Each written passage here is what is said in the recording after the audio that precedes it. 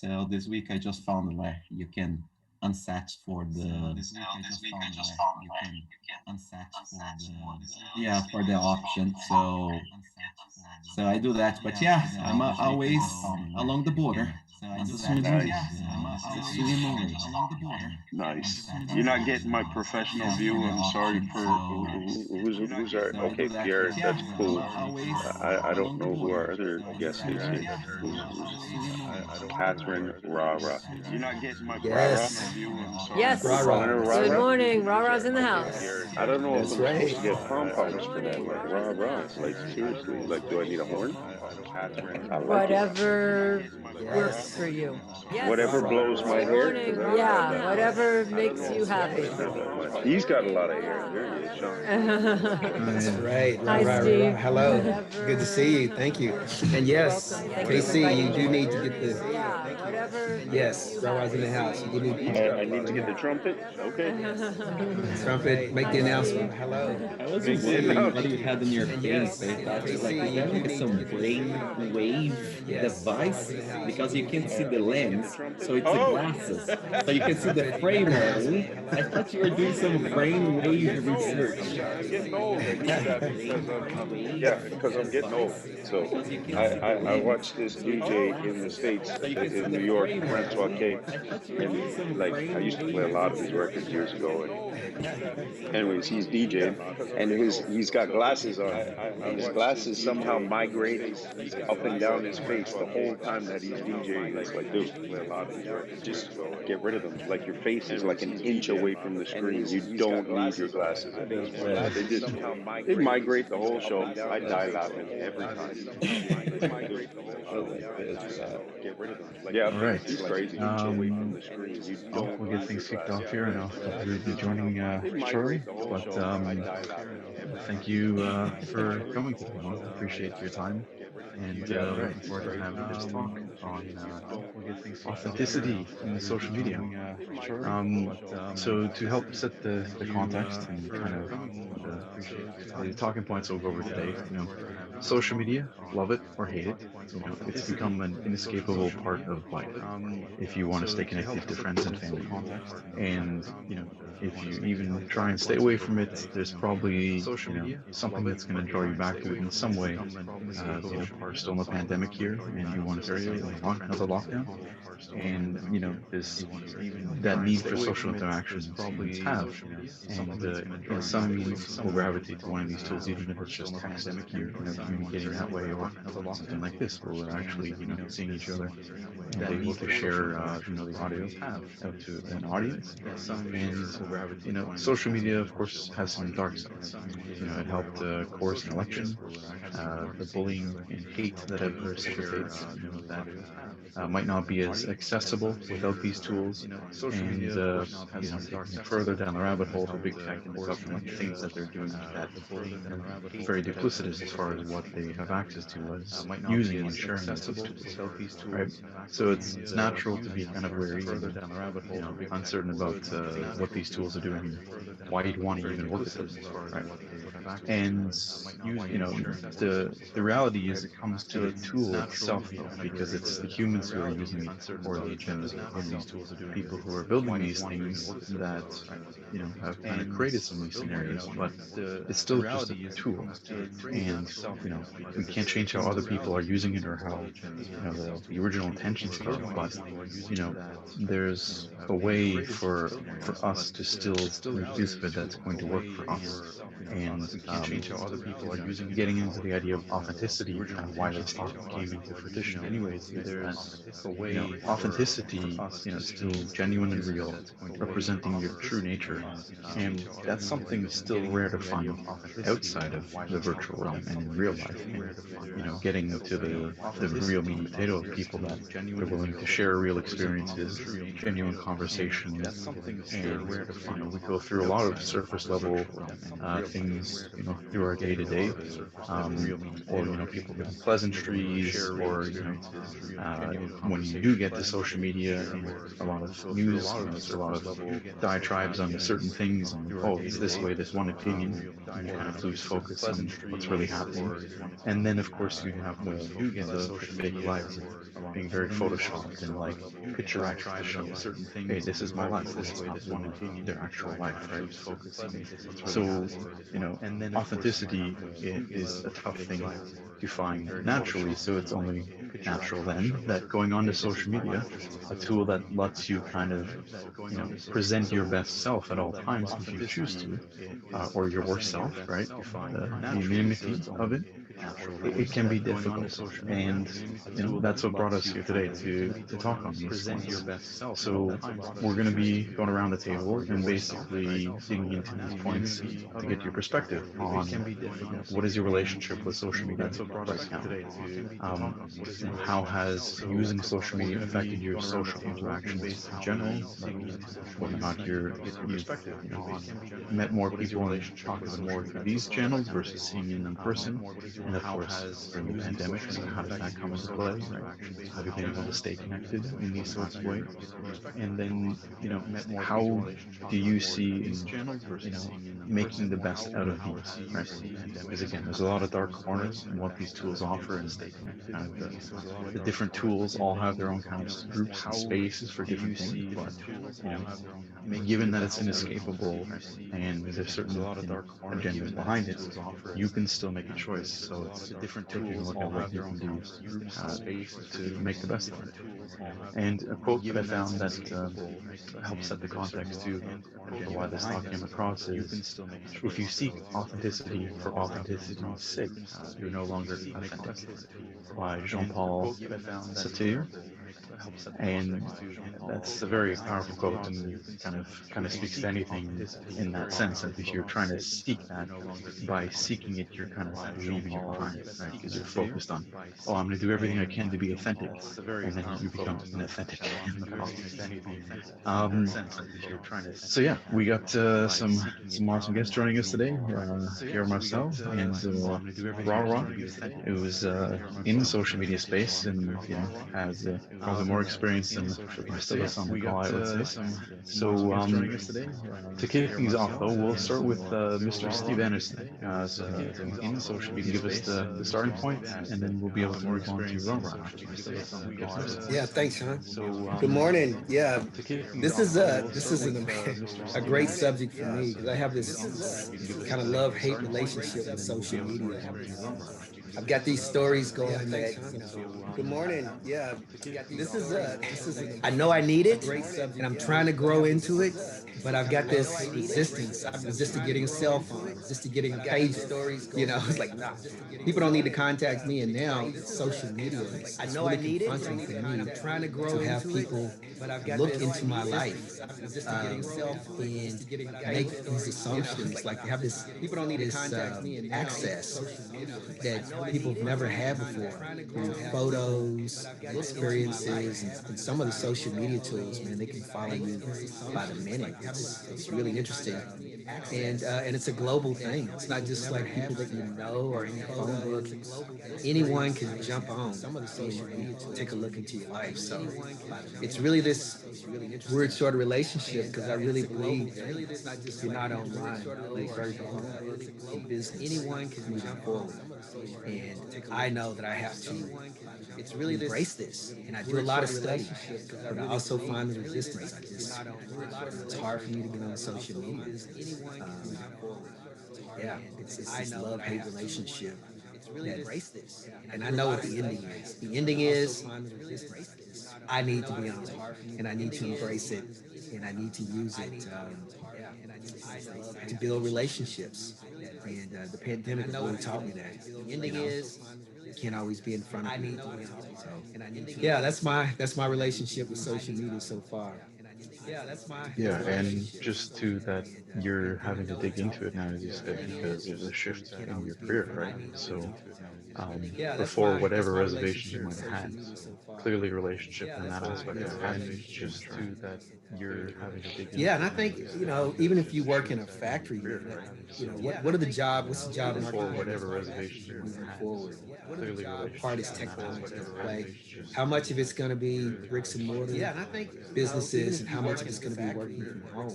what are the So jobs? I really believe in the near future, like in the next 10 years or so, you have to have some sort of relationship with technology, businesses, and how much is being online.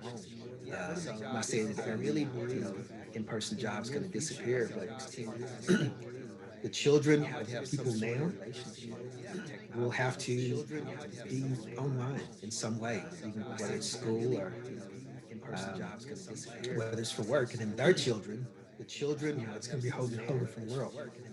Getting choked up, man. I need to grab some water. It's such a subject. But I'm 56, so I'm like an old dog trying to learn a new trick. Like my son's 12. Getting choked up, man. This is his world. So I gotta bridge the gap somehow. It's such a subject. Yeah, yeah, for But sure, man. I'm 56, so Children, the aspect of that an old and the dog way trying to that's learn a new changing trick. too, like this TikTok comes along and it's the thing. And, us Yeah. older folk might be like, okay, and the kids are just into it, right? So it's interesting how even new social networks come along and change the context of how different generations are interacting with each other. Facebook arguably at this point is maybe a little more of the more mature and adult network than it maybe was when it first came out. I was actually aimed at college students, when Zuckerberg first kicked things off. I had to be in college email or university to get in. So yeah, it's interesting how maybe us as a society evolve and change, and the services that come along are also kind of matching. But if you could please introduce Rara now and give us some context, and of course, Rara, give yourself an introduction too, but just lead us into what you do. Yeah, I'm really happy and honored to have Rara here, and she's going to introduce herself a little bit more. But um, Rara is partners with Dr. Energy. They have their own business and podcast, VU Network, and I'm really fascinated with her business and her personal mission, to help people. And she's helping people to actually get online. And I find when this subject about being authentic, and I was originally from New York, and now lives, in Canada, and I just found her to be very authentic, and I thought this was a perfect subject about being online, helping people to be successful online, but also keeping your authentic self and presenting yourself in an authentic way. So I just found her to be very background in psychology, and I'll let her tell you about herself. So, Rara, welcome. Thank you so much. Thanks, Steve, for having me. Hi, Homer. Hi, DJ KC. Hi, Piaf. Hello. And hello, Alex B. Yes. I'm in Niagara on the Lake right now. So I'm from New York. You may hear that accent slip out a little bit. I was born in Brooklyn. And this week coming is my birthday. So this is a real birthday present for me to be here and to be invited. Let me get right into the authenticity of social media rather than talk about myself. I see people all the time struggling from the ages of 5 to 80 with social media. From I don't know how to get into the Google Classroom to what do you mean my camera's still on to how do I look? And the questions are the same. 5, 6, 12, 80. I hear them. I'm lucky enough to hear them. And I figured out a way to speak with that KISS method and keep it really ridiculously simple. Not what could you do, what do you want to do? Not this is what's going to make you look so fantastic, but what is it that you want to do right now? Do you want to hear better? Do you want to see someone? Because I can tell you how to put the lights and bells and whistles on. But if that's not what you're looking for, there's no reason to tell you how to make a souffle if all you want to make is a burger. So I keep it really real and simple. What do you want to do? And take that step. And that helps people beyond what I could imagine. Because I don't have to tell people my credentials. I just have to know this much more than them to help them get to where they want to be. be, and they feel like I did so much for them. I could imagine. And often I learn every step along the way by helping someone what their next step is.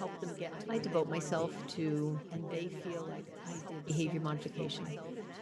And often I learn dedicated for 30 years to watching how people go from one step to the next and bridge to where they have to go. Like I was listening to you, DJ, Casey, saying I'm using OBS, and I'm watching how you're setting it up, and like you saw who I was, you didn't know who I was, and you said like, hi, I don't know who you are. And I watched that, and I really appreciate that you're checking things out and you're handling the back end of things, and Homer, that you're communicating and setting up the structure for everyone, and Pierre, that you're being extremely social and letting everybody know like what you do and how you're looking for engagement with AT&T, and Steve inviting me here to an all men's group, but I quite frankly feel very comfortable.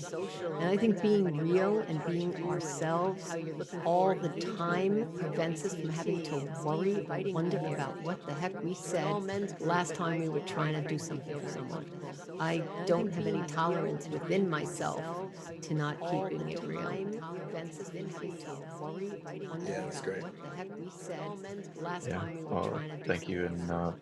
appreciate you coming Don't here have any and tolerance within feeling myself celebrated that to this not is a nice treat for your birthday. That's awesome to hear. yeah. Niagara on the Lake, Pierre's in Fort Erie. I'm in St. Catharines, so you're part of Oh, our neck of the awesome. woods. So Really, we used to live in St. feeling Catharines, so celebrated we're that on, this is yeah, you're probably not a far nice from treat for your us, birthday. I'm sure. That's awesome to hear. Yeah. Everything's 30 minutes away. So that's how you Oh, work with people on social awesome. media. I think that's Really, we used to live invaluable. in St. The way you Catharines, look at so that, yeah, that you're probably not you far know, from us. too many people get caught up in the I have to be this, right? Or I have to send out this much, content as a business to be good or like on board. And it's like, is that what you're after? You don't have to be anything beyond what you want to achieve. And with the business side, I can only imagine how diluted that gets trying to get the message out the right way. And you know, um, we'll get into some of the mistakes coming up here later. But what about yourself personally? Like how, beyond your business side of social media, do you like personally engage with it a lot? And what does that look like for you? Yeah, thank you. My motto is be you. So in my person, I have many different places that I hang out on social media. So for example, on my personal Facebook page, yeah, thank you. I put all my business information up there because that's who I am. I have many different places, and maybe that I 10% of the time I put something personal up there to show people that this is who I am. But I run a bunch of businesses. So one's a podcast and one's a broadcast and one's a personal growth company. So that's what I do. I let people know what I'm doing and who I'm doing it with. So I'm promoting someone else most of the time. Because in our podcast, just like you are today, we're promoting a guest. In my Gratitude Girls show, we're promoting a guest. In the bridge, it's pretty confidential, so I'll make a comment about it. In the platform of social media on Instagram, I keep it pretty consistent. I like to go straight across social media with the same information. So if I am, and I'm doing 80% relationship building of what I'm doing and 20% marketing. Now, in case that sounds contradictory, I'm promoting other people. That's pretty much what I like to do. As much as I might be in front of the camera 12 hours a day, believe it or not, I'd rather be behind the star, helping that person shine. It just so happens that I sort of get in front of the camera and would love to be right behind the star. So when the star shows up, I'm right behind them. And when they don't show up, I'm hopefully attracting them so that they can stand right in front of me and I can give them, the rah-rah bridge that they need. So for me, it's to be real. I don't keep it real about like what I'm eating and when I'm brushing my teeth and what am I doing exactly at this moment. Like I don't mean that kind of real, like who really cares about that? I find that that's a little bit too much. Like, I don't want to be that girl. But at the age of 63, as of next week, with my family, I also have to consider, what do they all think about what I'm posting? So I keep it real without crossing the line of any family member. I don't ever put my family, any of my family members up on social media. I only use pictures of promotional material that I have permission from a guest, from a client in our podcast or on a Gratitude Girl show, and I don't cross the line. But that's who I am. I'm pretty much the bridge. I'm over here, you're over here. I keep it crystal clear.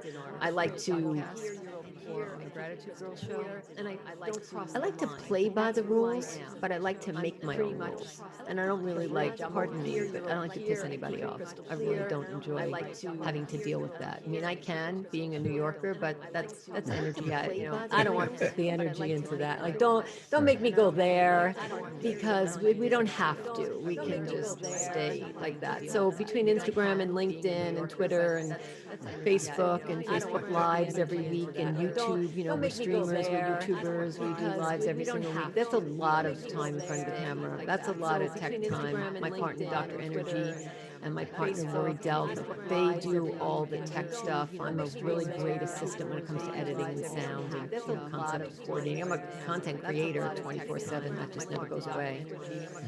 So that's pretty obvious. When I get involved in a group, I help the group. I'm never a bystander just sitting there waiting for the organizer to come on. I'm usually rolling up my sleeves. If I were in a physical office, I'd wash the floor, clean the windows, put out the flowers, like whatever needs to be done. I believe that's what you got to do when you're working on a team. For sure. And some of the stuff you touched on, we'll get into in the last one, is how people can get caught up in the off-putting stuff and kind of get dragged down a bit because they go down a hole and chasing those people and that energy and stuff. It's definitely no good for you, and it just empowers them to keep going, right? So, the off-putting stuff. And thank you for mentioning that. Okay, Pierre, if you can give us a little perception on your relationship with social media, because you ran a channel before and you're looking to continue to do it. So you can give us a rundown, please. Pierre, if you can Yeah, give for us sure.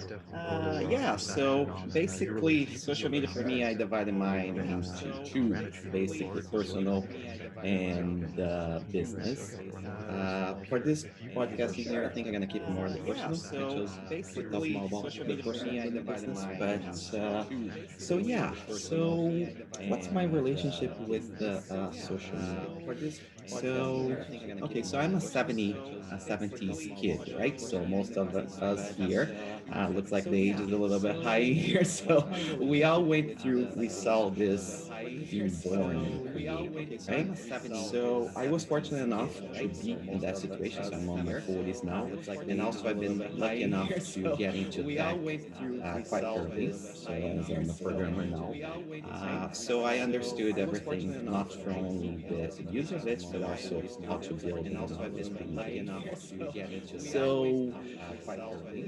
early on when we first started with social media, So I like, I understood think a everything, lot of you not guys from remember, the use of it, but also how to ICQ build chat, those uh, page what pages. was the other So, one? AOL online early on chats, when and we then first Yeah, started yeah. start with going, social right? media, like, And then a lot start of you going guys to remember, MySpace, Orkut, ICQ like chat, who remembers uh, Orkut, right? what was the other one? And then, AOL going to online Vine and chats, and YouTube, then, and then going right? to Facebook, And then Instagram, start and going brings to us to MySpace, this, 2020. Orkut, So I and went then through it all, and then I think throughout this and year, then I learned going quite to a bit. Vine and YouTube, and Uh, then going to Quite Facebook, a bit of what Instagram, Barbara said about, right? being yourself and So being I went through careful it what all, you put out and there, then I photos think that you throughout put it, this because year, here's the I learned thing. quite So a when bit. you're a programmer, we say if you don't have Quite a in bit of three what Barbara places, said you about, don't have at all. being yourself and Online, being as careful soon as you what you put put out there, online, photos you'll that you have put it, because forever. here's the thing. And So that when I you're a programmer, understood we quite say early. if So you don't don't put have something in three online, places, even if it's you don't a have it all. text Online, to as someone soon as you put it privately online, that you you'll don't have have, forever. if you put online, it's online forever. It can be forever. So learned that quite early enough. So fortunate enough. So yeah. So as throughout this year, going through this different networks and stuff, and using as personal and all that stuff. So a few years ago, I don't know, maybe 10, I kind of start thinking, what was really the use of it? Right? What do I wanted to take from it as a personal person? So basically, I came up with like three items, which basically social work was designed for. Right? If you think about it, social network and all the stuff was created basically for communication and information, right? If we think about Orkut, MySpace was for communicating and using artists with the audience and people to listen to their music and that kind of stuff. ICQ chats and AOL chat was for us to communicate with other people, right? Outside our immediate group. And then Facebook was for college students, as you said, Homer. So it was for that, for communicate and for communication information, right? So for me, I decided to pick basically three, which was like communication, information, and inspiration. I'm a big person like about inspiration and motivation. I love motivational quotes. I live for that. I'm a junkie when it comes to that, right? So, but it's tough because you gotta be careful. Once we created this platform for social media, now every single person online, right, has a platform that they can also become instantly a news anchor. They can start spreading information as fast as CNN back in the days could, right? Just by they don't even need a computer anymore. Just with a cell phone, they can spread sometimes more information than what big network with multi-million dollars budgets can. So information, we have to take every single thing we see with a grain of salt because everything that is online can be a lie. That's how I think, right? Communication. So communication, what I came to is like you guys grew up with the regular phone. Remember the phone?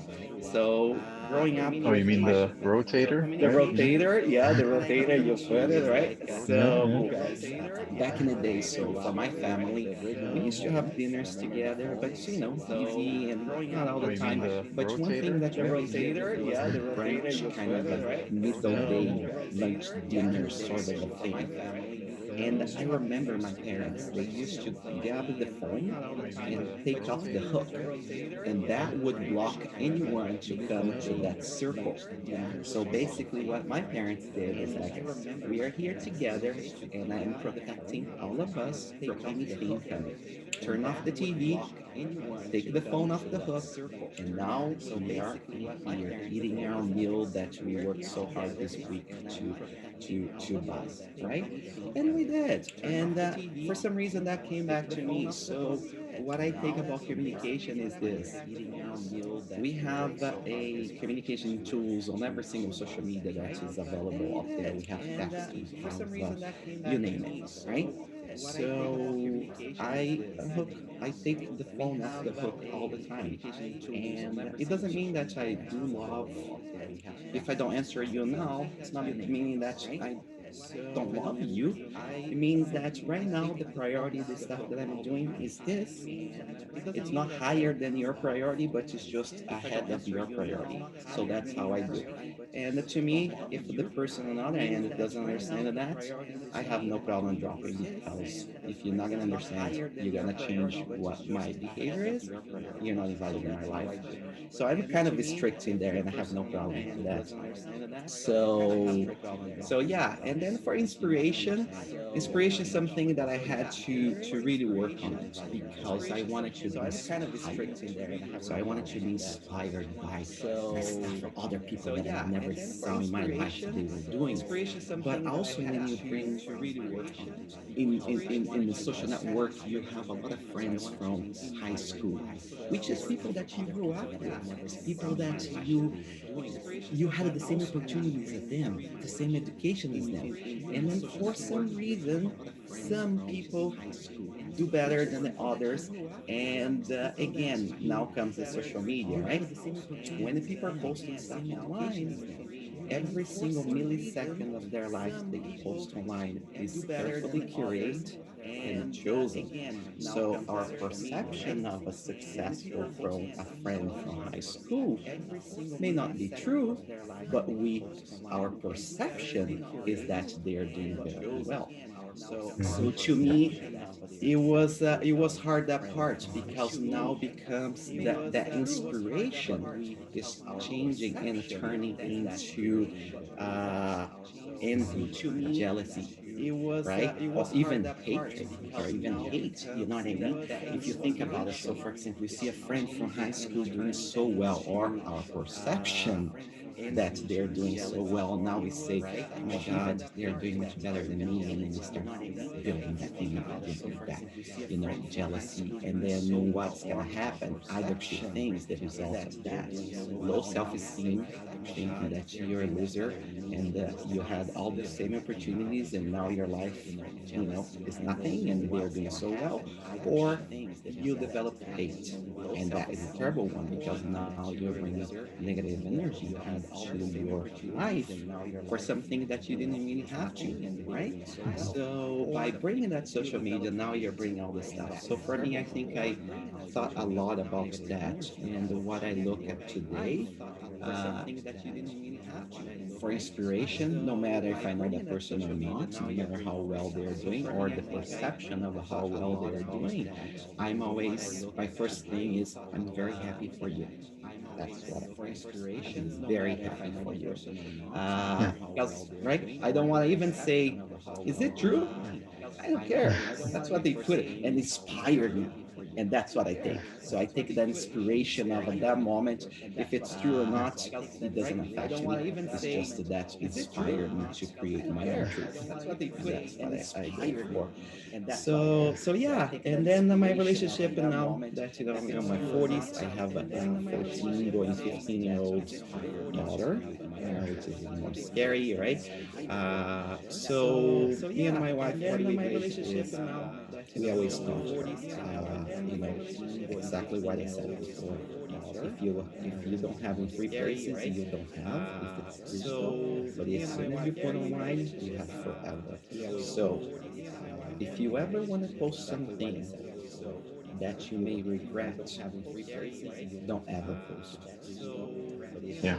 Right? It's a Because lesson that not enough parents, I think, are conveying to their children this day and age. And, for good or bad, lots of people are posting things that they're yeah, probably going to regret at some point because certain employers do social media searches still, and will just get a sense of who that person is. And if it's all out there in the public and, they claim, I'm going to come to a job to be an upstanding person, and then they're kind of doing this stuff, unfortunately, because it's out there in the public, that affects them in the end, and they don't put that connection together sometimes, and that's unfortunate that.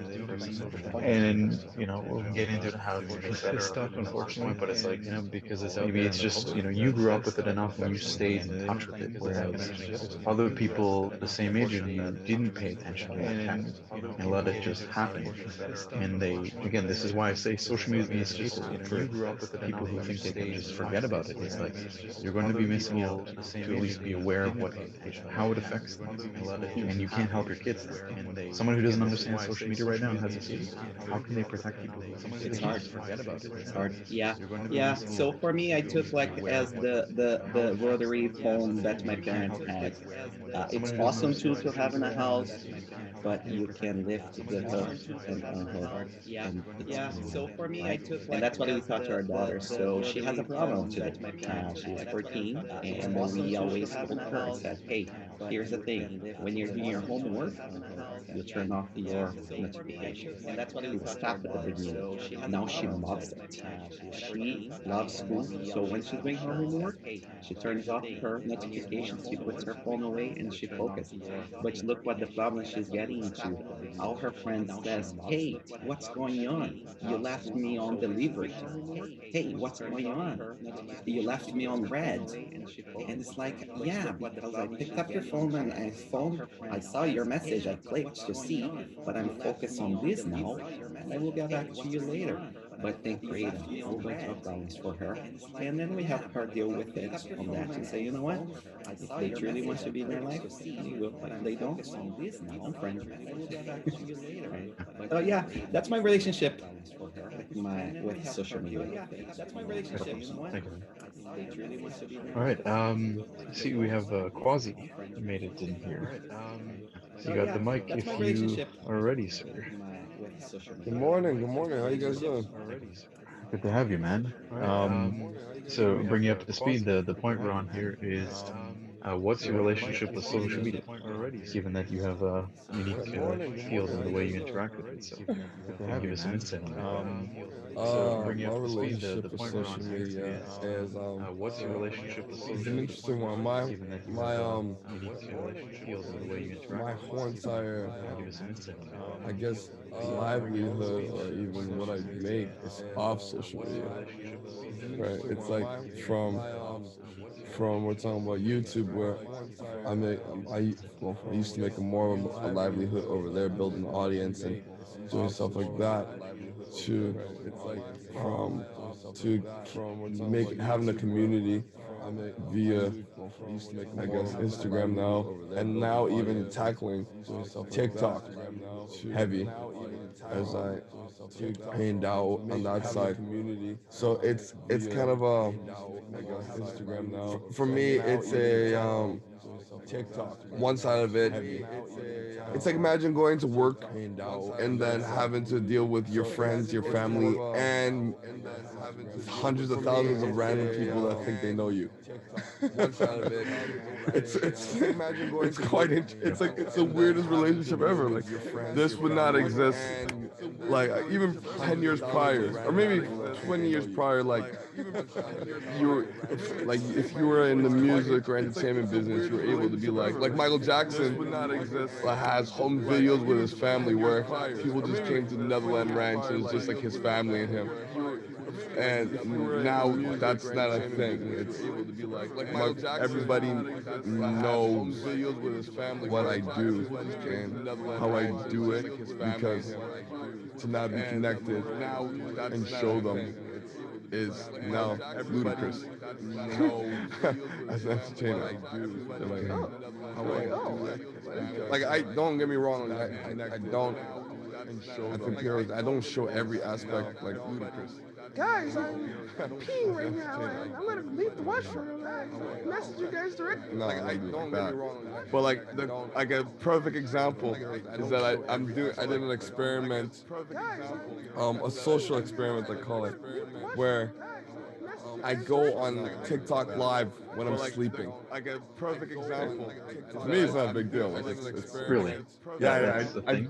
I just started that like I saw that I saw a girl do that on TikTok. I'm like, oh, this is pretty interesting. So like I have a thing on live where like my other phone's Really? there and I'm like literally sleeping and then there's a message playing that says, "Hi, you walked into my live right now. Obviously, you can see I'm sleeping."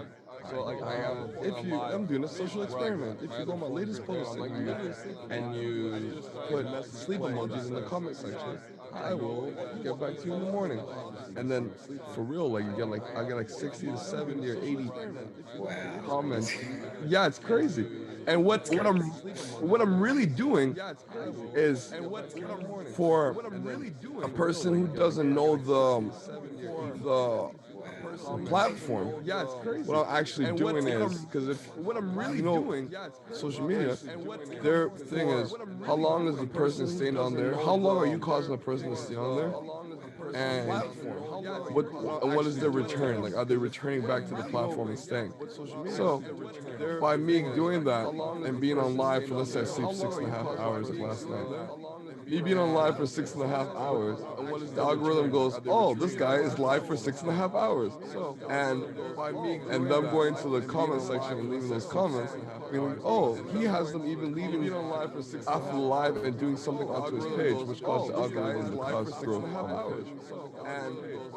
Right. So you're actually like digging into your relationship is like at the technical level too. Like, how do these things work? So I can, use them for the business, right? 1,000%. And So then, you're but then actually we go like back digging to into your relationship is like at I don't want to answer everything because I have a how does it affect you. I can go on with that too, but we go on to like the other side where like I literally will talk to people and they'll be like, oh wow, I thought you were like high energy all the time, but I'm like, no, this is social media, man. No one's coming out there to see me sad. Ain't nobody, like, no one's coming. They're coming to, like, I sell. What I sell is, yeah, a confident guy that talks about music stuff, and the music is like, positive and stuff. No one's whatever. Like, they're not coming on there to be like, I'm sad, guys, and this is and I'm reading this book in my room. Like, and I do that. Like, I like reading. I like being by myself. Like, right. so they're not coming on so when they meet me sometimes in person, they're like, shout to one of them. They'd be like, wow, like I thought you would just be like too much energy for me all the time. Like, no, when they meet me sometimes in person, How many hours you spend on social media a day? I can say that besides the the, How many the hours you TikTok spend you live, spend on social media a day? maybe I can say I could check right now. Actually, let me check. Besides the TikTok live, not when I say not that much, Ballpark. How many hours you maybe spend on 3 to 4. ballpark? It's not that crazy because I've now segmented it. I know 3 to 4 sounds crazy, but this is what I do. For some of the folks in this channel. Ballpark. What is it with the TikTok though? That's the question. Oh, with What the is the TikTok? total Okay. period? Yeah. And but the TikTok live doesn't count. I'm sleeping, so. But you're on, man. You're on. Well, People are so engaged. You're there's making an money while you interesting sleep. there's an interesting thing here. So even Yeah. presenting an authentic, But the TikTok some live doesn't authentic count. I'm elements, sleeping, right? so. We're still not in control of But why you're anyone on, man. comes You're to on. follow you People or are pay engaged. attention You're to making your money while you videos. sleep. So there's almost a pressure, it sounds like, then, that you're kind of like having to keep up, things going just because they expect you to as well at a certain point. As this is a bit more the business side than you just doing this your personal thing. But I think just your character and from what I've known from you, that you're a very social person anyway. So this is still an extension of you. These businesses in a way that you're presenting that stuff, but um, yeah, it's like you don't know why the people are going to watch you sleep, but they have a reason. They want to be there. And it's like trying to figure that out sometimes. It could be quite maddening. I'm sure. On how what draws people.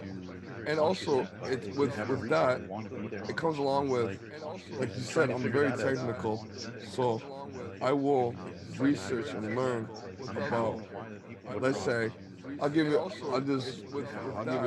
1 minute breakdown. Be like, okay, YouTube wants click-through rate and watch time. So that what you click and what you write in your title is very important. Okay, and then the actual thumbnail. So how we optimize our thumbnails to get people to click it and how we get them to watch over 20%, so the algorithm allow them to send to other people. Okay, that's how YouTube works. Okay, TikTok moves, the algorithm moves in love. It shows the first 1,000 and 10,000 and 50,000 and 150,000 and 400,000. They do this test groups and it's locked into the country you're in. So let's say I'm trying to push something like I have a song that's coming out in the Spanish market. Okay, let's run a VPN to only run Miami for the longest time. Also change change the time zone on the phone because TikTok uses the time zone, not just the IP address. Okay, cool. So now I know I'm running to that side and I have a lot more of a Spanish market. Okay, I don't use Snapchat that much. Instagram. Okay, Instagram is play to play. So let's now run the ad and then target these certain things. And now we have placement groups and make custom groups. And then now when I'm running ads, it costs me 0.0002 cents on something now. Okay, cool. So now I'm learning. I know all those aspects in my brain all the time when I'm doing things on the technical side. plus, plus then we go back to the human side where now it's I get back to answer when I answer how it's affected your life. One of the things I do that people get they're like, okay, I understand you don't comment on my posts and stuff like that, but then I'll explain why. But then you have friends who you're your friends like you said, for not you said, Pierre said for like let's say high school, and like because I doing the business aspect of it, they sometimes can't comprehend or understand why like I didn't like their post. And it's not because I didn't like their post. I didn't even see their post. You're not. I'm not like because it's pay to play on some Yeah. platforms like Yeah. Instagram. I don't even see your post. So it's like, Yep. and then I have a thing when I see my like of the whatever people that comment like or Yeah. comment on the post I've done on mine. I see oh shit like let's say Michelle. Then I click and I go oh shit Michelle posted like two things I didn't even see. Shit. Now I feel bad. Let me go. Let me go like that. But if I like that now, it looks like I liked it because you made a comment on my show. So I gotta wait and put a timer for like 2 hours and then come back to it. You know what I mean? But then, so yeah, so that's the whole entire like my relationship with social media is literally like it's crazy. It's like dating a Kardashian. Whatever you guess dating a Kardashian is my relationship with social media. Yeah. Yeah. Yeah, but that's the thing, right? With the commercial and the personal. So to me, if your personal is 3, 4 hours on social media, that's if you're not watching TV, that's pretty much the same thing which a regular North American spend on watching TV, which has been here since the 50s, right? Yep. 3, 4 hours on social media, if it's part of your business and that's what you're doing, that's to me is a morning for me writing code or doing the work that I do, which is totally fine. And you should be doing 8 hours a day. If that 8 hours a day is going to produce you a monthly salary, that's a job. And that's the thing, right? So I think social media, we got to be careful with the consuming versus creating.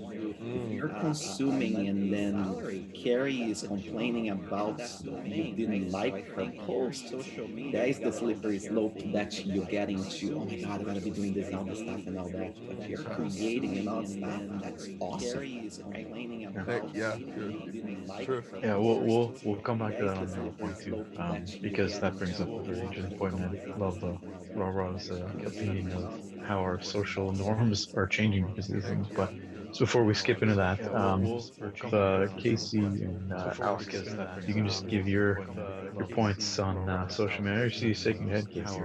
So can you just chime in here on your relationship, Casey and Alex? You can just give your points Alex, am on I going or are social you media. going? I guess I'm You going. got the mic. Take it away. Can you just My chime in here on your relationship, relationship? my relationship with social media is a love hate relationship. How's that? You got the mic. Take it away. Um, I like to see some of the things that people are accomplishing, and clearly, for what I do, I need and I quite enjoy using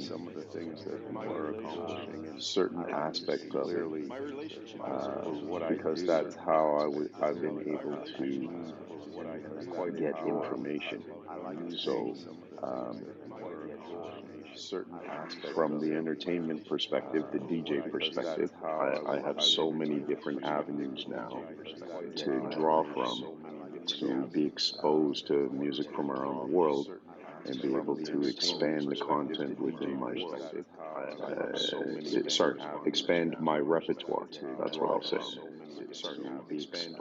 And then for my professional side with, sorry, my corporate side of things, that's how I am able to connect with and network and learn more information about what's coming down through government government updates, shall we say? So from the occupational health and safety, or changes to the criminal code, or all that stuff that I need. Clearly, that's where the love side of it comes in, And is that and from LinkedIn? Like you actually catch those things on LinkedIn as far as like changes I get that I get affect the job? a lot of Okay. networking and a lot of headhunting. Actually, I just wish people And is could that pay from the LinkedIn? salary Like you you actually know. A lot of catch people those say, things on "Hey, LinkedIn as far as can you like come work for us?" And I'll be changes like, "Yeah, that affect sure. the job? Tell me what you got," and say, "How much do you make now?" And stay right there. So Is that that's a from problem with that's a problem there, where people, and that's the hate side of it. But yeah, I get that stuff from LinkedIn. I guess that stuff from their blogs, which clear through Service Ontario, Service Canada blogs. So that's where that's another aspect of social media. For the music side, I go to Beatport, I go to Track Source, I go to Twitch, and that's why I said before my repertoire. That's how I built my library. But now I've been kind of thrust into the world of social media, doing performing on Twitch. So I'm using these other avenues for content as well, to understand different levels of content that I can create or develop, or add to what I do. So I guess that's, and I found out that I can make money doing it. So I'm making money. So clearly, I love certain parts of it.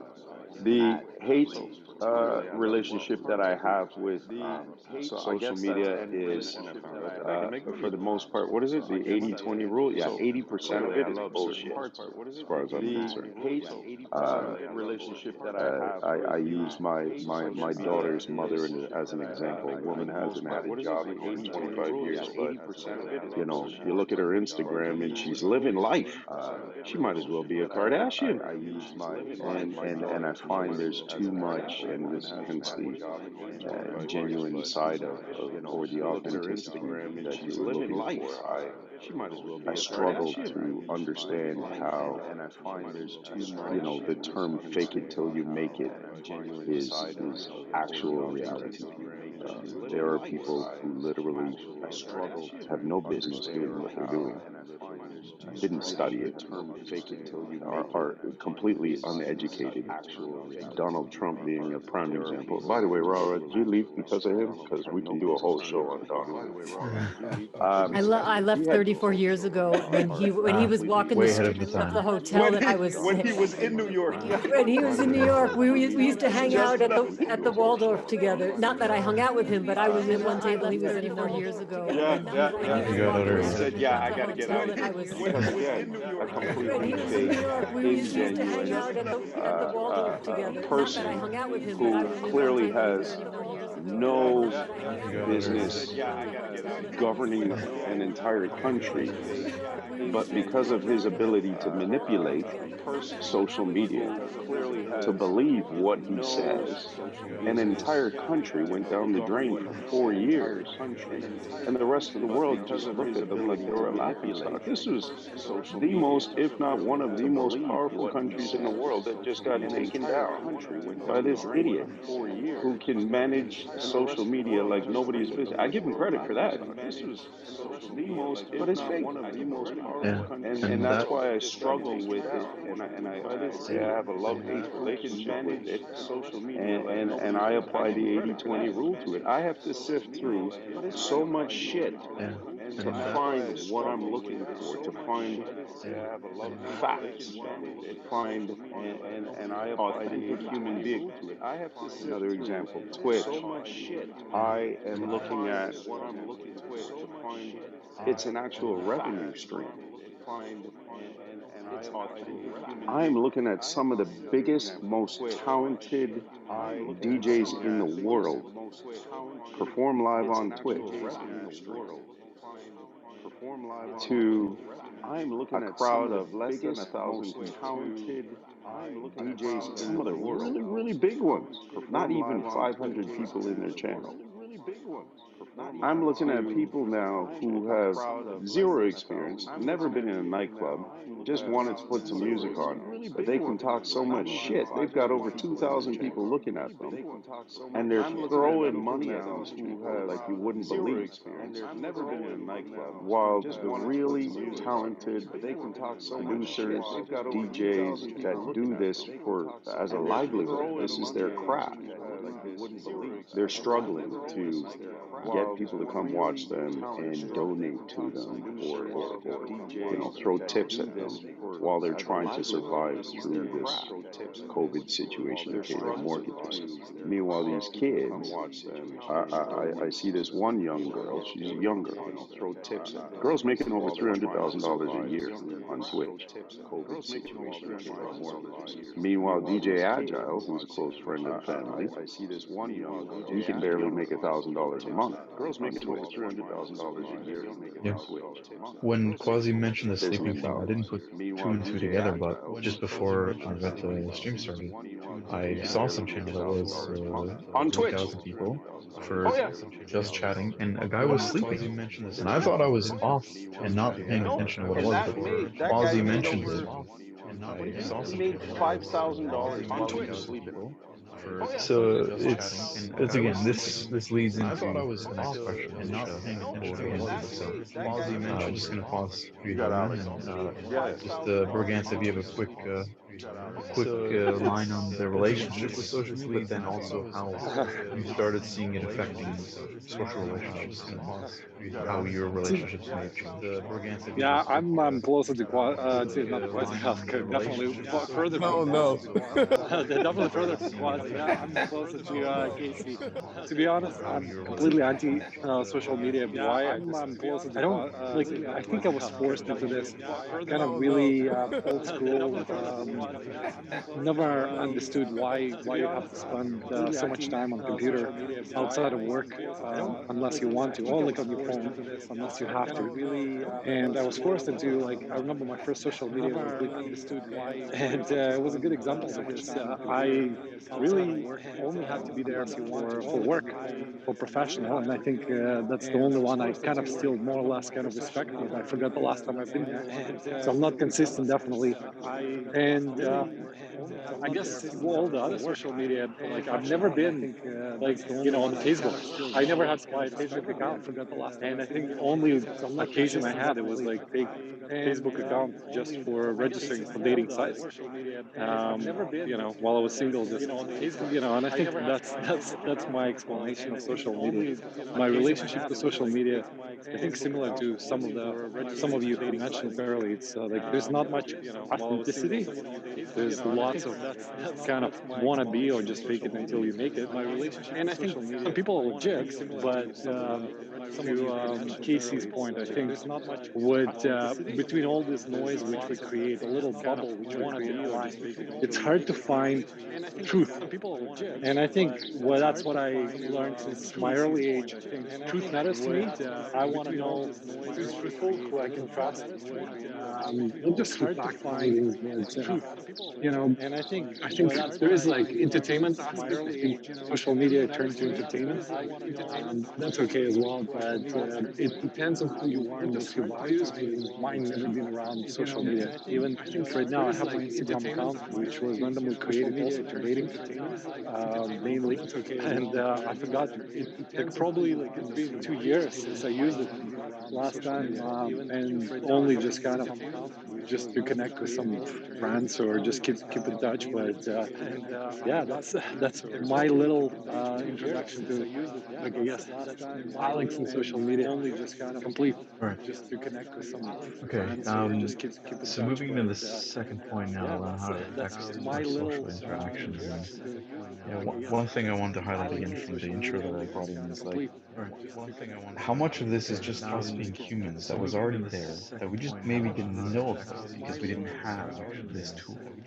And that's not to say that, as I mentioned, there's things that are changing, like quasis having to wait to like someone else's posts, kind of interactions. But I'd like to throw it back to you, Rawa, and get like kind of your professional opinion as a doctor too. Like, how does this, how have we been changing, and how is this changing us? I'd like to throw it back to you, Rawa. How have we been changing? How is this kind of your professional opinion as a doctor too? Like, So let how me does just ask this, you, how are we changing, like we, how have we from been my changing? How is perspective, this changing? because of social media interaction? Yes. Yeah. So I'll tell you a funny story. I know this is being recorded, so I'll choose my words carefully.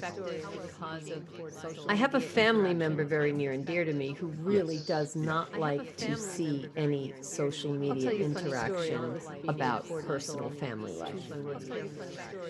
So I think I have a family member very depends on who you hang out with and where your values are. I truly respect the values of the people that I love. That is first and foremost. Depends on who you hang And as much as I'd love to stand up and tell a story that I think would be compelling and get a million or a billion fans, and I know it might hurt someone, I just shut my mouth. That is first because on the entertainment aspect of it, I think I could wow a room, but that would be at the cost of somebody's emotion or feelings. So the values that I have and how it's affected my interaction is I look at those that I love, I put them first. I smile inside. So the values and I think there are people like Quasi Joseph Roya Lakufo, and he's got everything in his head that he needs to know. I find that there are people that are better at certain things than I ever could be, and they've got the number to that. They're dialed in. He's got everything. So I go to an area that I find that there are people I believe is safe than I ever could be, where other people can shine in the subject matter without giving my I go real to an area that deep down personal opinion maybe that might just cause some like shut me down. I've gotten shut down on Facebook for whatever silly reason. I don't know, my age or my birthday or something. So I like to stay with the people that I love, and it's affected my interactions by being mindful and putting other people first. Maybe this is the nurturing aspect. So it's affected my interaction because in 2007, when I got on social media, I think I shut my mouth off all the time and didn't really care about anything. I just didn't care. I just thought, hey, this is a place where I can just say what I want. But when you think about that, you really don't have the right to just shoot your mouth off just because. I don't think that's our God-given right. Sorry to bring, the higher up into this. I think we have to be respectful, and we need to honor those around us, unless we're sitting in our bubble, no pun intended. So we honor those. And I like what you said, Casey. I like what you said about, you look at somebody and you think they're living the dream, and, they're just posting about, I'm not saying anything about anybody's family. I'm just saying that you brought that up. So we honor Yeah, those. I just, I did. there's a way to get people to, want to believe things that aren't true. And then there's the truth. The truth, if the truth be known, I think that's the best story we ever could tell. Just, I did. tell the truth, the whole truth, nothing but the truth. And I hope you don't have to go back and repeal it. There's the truth. The Yeah. truth that On your Appeal it. point I think that's the best about story how we ever you could tell. realize saying anything you want is not the best, for you, and that people first sometimes go on there and use their anonymity to be unseen and say whatever literal they might. But through the pandemic, a lot of business owners have been saying very nasty things about government, local government, and it's public. And it's like, oh, so that's how you actually are. Thanks for letting us know. We're going to stop shopping with you. So, Cancel you culture. know, yeah, I think if that had always been a thing in social media from the get-go, you can't really be too private. And of course, privacy concerns with all that and making Cancel always culture. associating back who said what. But if you were a kid kid on a school ground and you said something, somebody knew you said that and it got back to you. Like if you said something bad, and it could be ramifications. So, you typically not going to speak ill because that's not right. But social media, it's just interesting to see that people, choose your path. They get on there and they figure, nobody's really paying attention to you. But then as soon as you have an audience, and you have an audience now, you're respectful of that power because it's so easy to say the wrong thing and it stays out there. And is that really the right side of you? And I'm glad you brought up the point of the bubble because socially there's always a certain amount of safety where sometimes you're going to vent your emotions or say something that you don't actually mean, but you have to say it to just get it off your chest. And it doesn't mean that you dislike someone or that you don't love them, but there's that human aspect. And I think that's maybe a bit of the downside of social media where we're just a little bit too open and throwing it there instead of, oh, that should have been said in the room with yourself, just shoving that there at the wall. Yeah, Yeah, just and to then No, sorry, I was just going to say, and just to speak to that a step further, I question or I wonder why I wouldn't say I love you to my husband in person, and why would I have to say it to him on social media? I was just going to say, if I can't hold his hand, look in his eyes, and tell him how I feel, and I have to post that on social media, then he's probably not paying attention, or I'm just looking for some, I'm attention-getting histrionic borderline personality disorder, looking for people to pay attention to me. Not that I wanted to get into that. no, Holy, that was a that's sentence. that's a Yeah. deep aspect. Here, it Let's looks talk like you more want about that. to. Wow. Yeah, yeah, I love that because, like, you know what I mean. There are so many people like Holy, I that see was a posts sentence. that says like, Yeah. I know my husband is not on Here, it looks like Facebook, you but want I to. just want to say that how much I love Wow. you and all that stuff. It's like, I love that because, really, we know you've been together for over 20 years. Just tell him we good, we good. I know my husband is Yeah. not on Facebook, but I just want to say Yeah, that how yeah, much and I love this is you and where all that it's stuff. like It's how many like, of these things are just really, underlying we know aspects you've of been us together as for over humans, 20 that years. Just the tell attention, him right? we That's a good. big thing. The oh, if you care about me, you will repost this. Those kind of things is very, it becomes manipulative in some Ultimatum. That's aspects. an ultimatum. Yeah. That's Yeah, bullshit. and it's like, what are they missing in life that has nothing to do with social media, whether they're on it or not? That is just effective, Yeah. right? So, Correct.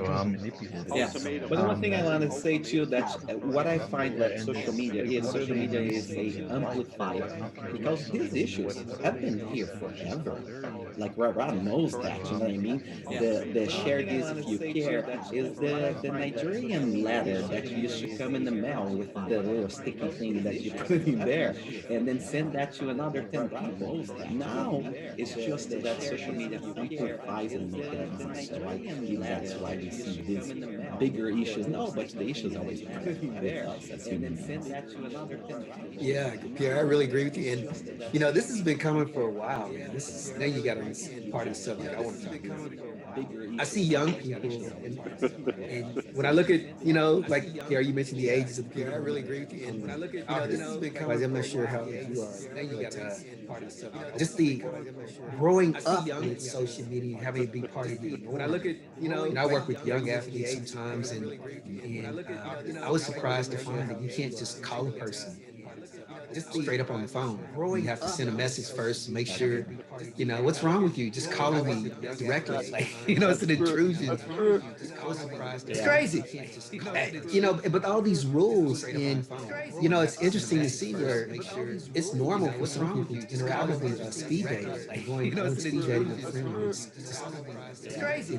It's crazy. But all these rules, and people couldn't talk face to face, and how it was just ridiculous to me. People couldn't talk face to face. When you're hiding behind text or when you're on social media, you can edit yourself. You can put your best self forward, even if it's authentic. Some part of you that when you're face to face with someone, it's embarrassing. You're hiding behind text, self consciousness. It's not the same interaction. You're not the same person.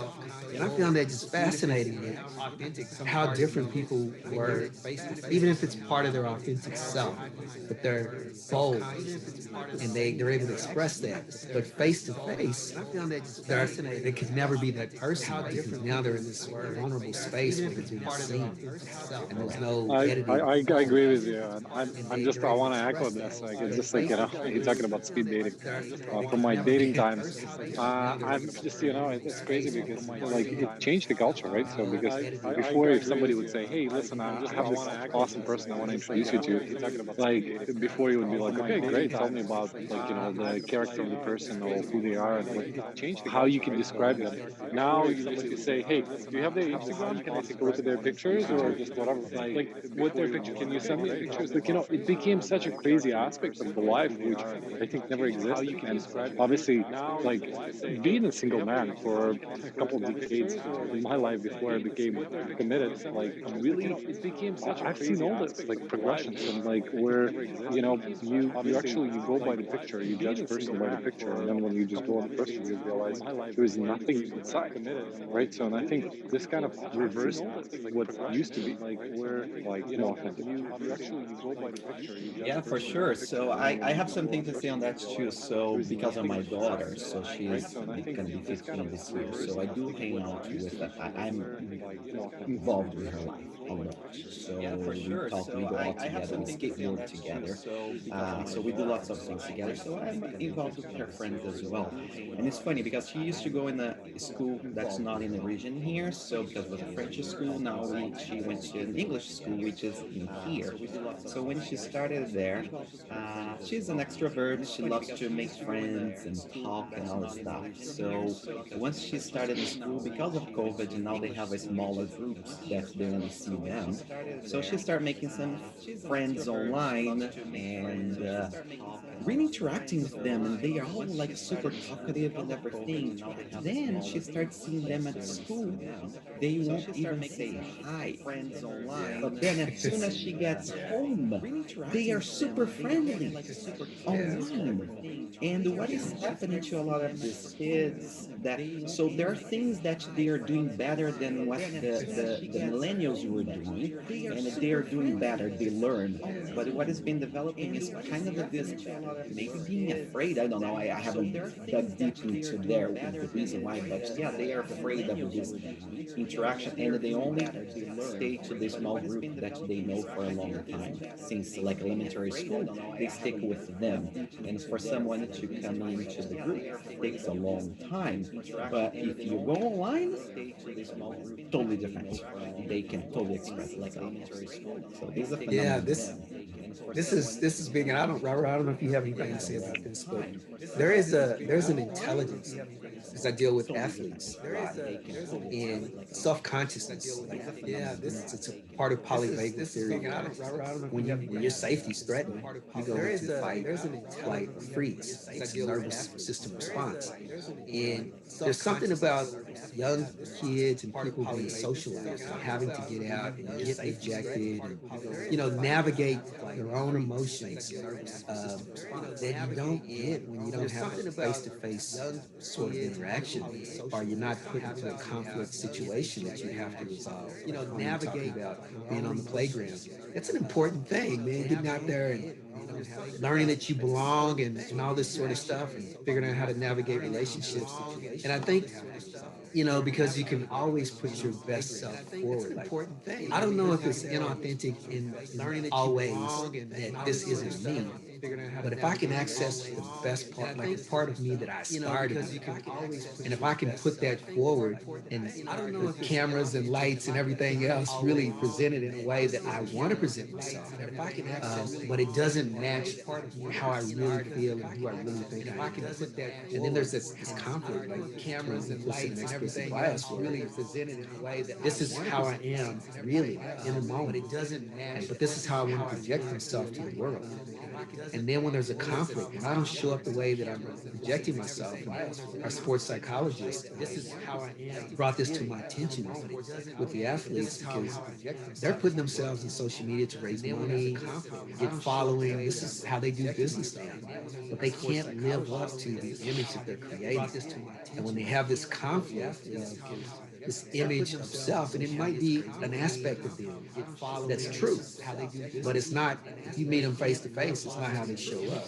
Like you're saying, can't even say hello. So this is just a kind of a weird little phenomenon because you used to just get kicked out of the house, go outside and play, don't come back. And if there was a bully out there, you didn't come running home to your parents. You had to figure out a way to navigate. This is just to deal with it and deal with yourself in that conflict. But now, kids just don't get faced. They get way worse and way more.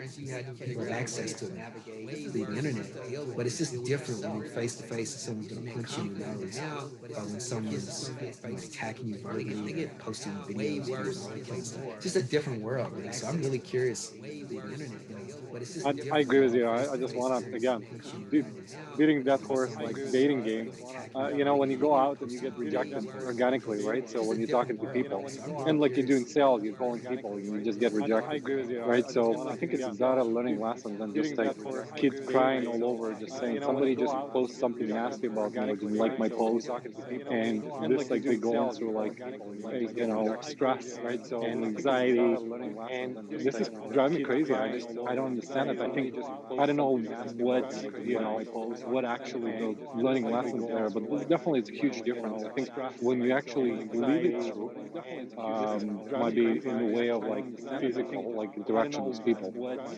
For me, it sounds like it's probably more benefit to you to your life rather than just like kind of something which you can create it somewhere. Like somebody tweeted something and you cannot sleep all over it. Like makes no sense to me. It's like, Yeah. Yeah, wow, yeah, I'm not going to Trump, I promise. But like, it's crazy. and the pain is real too. Oh, so It's good. real pain.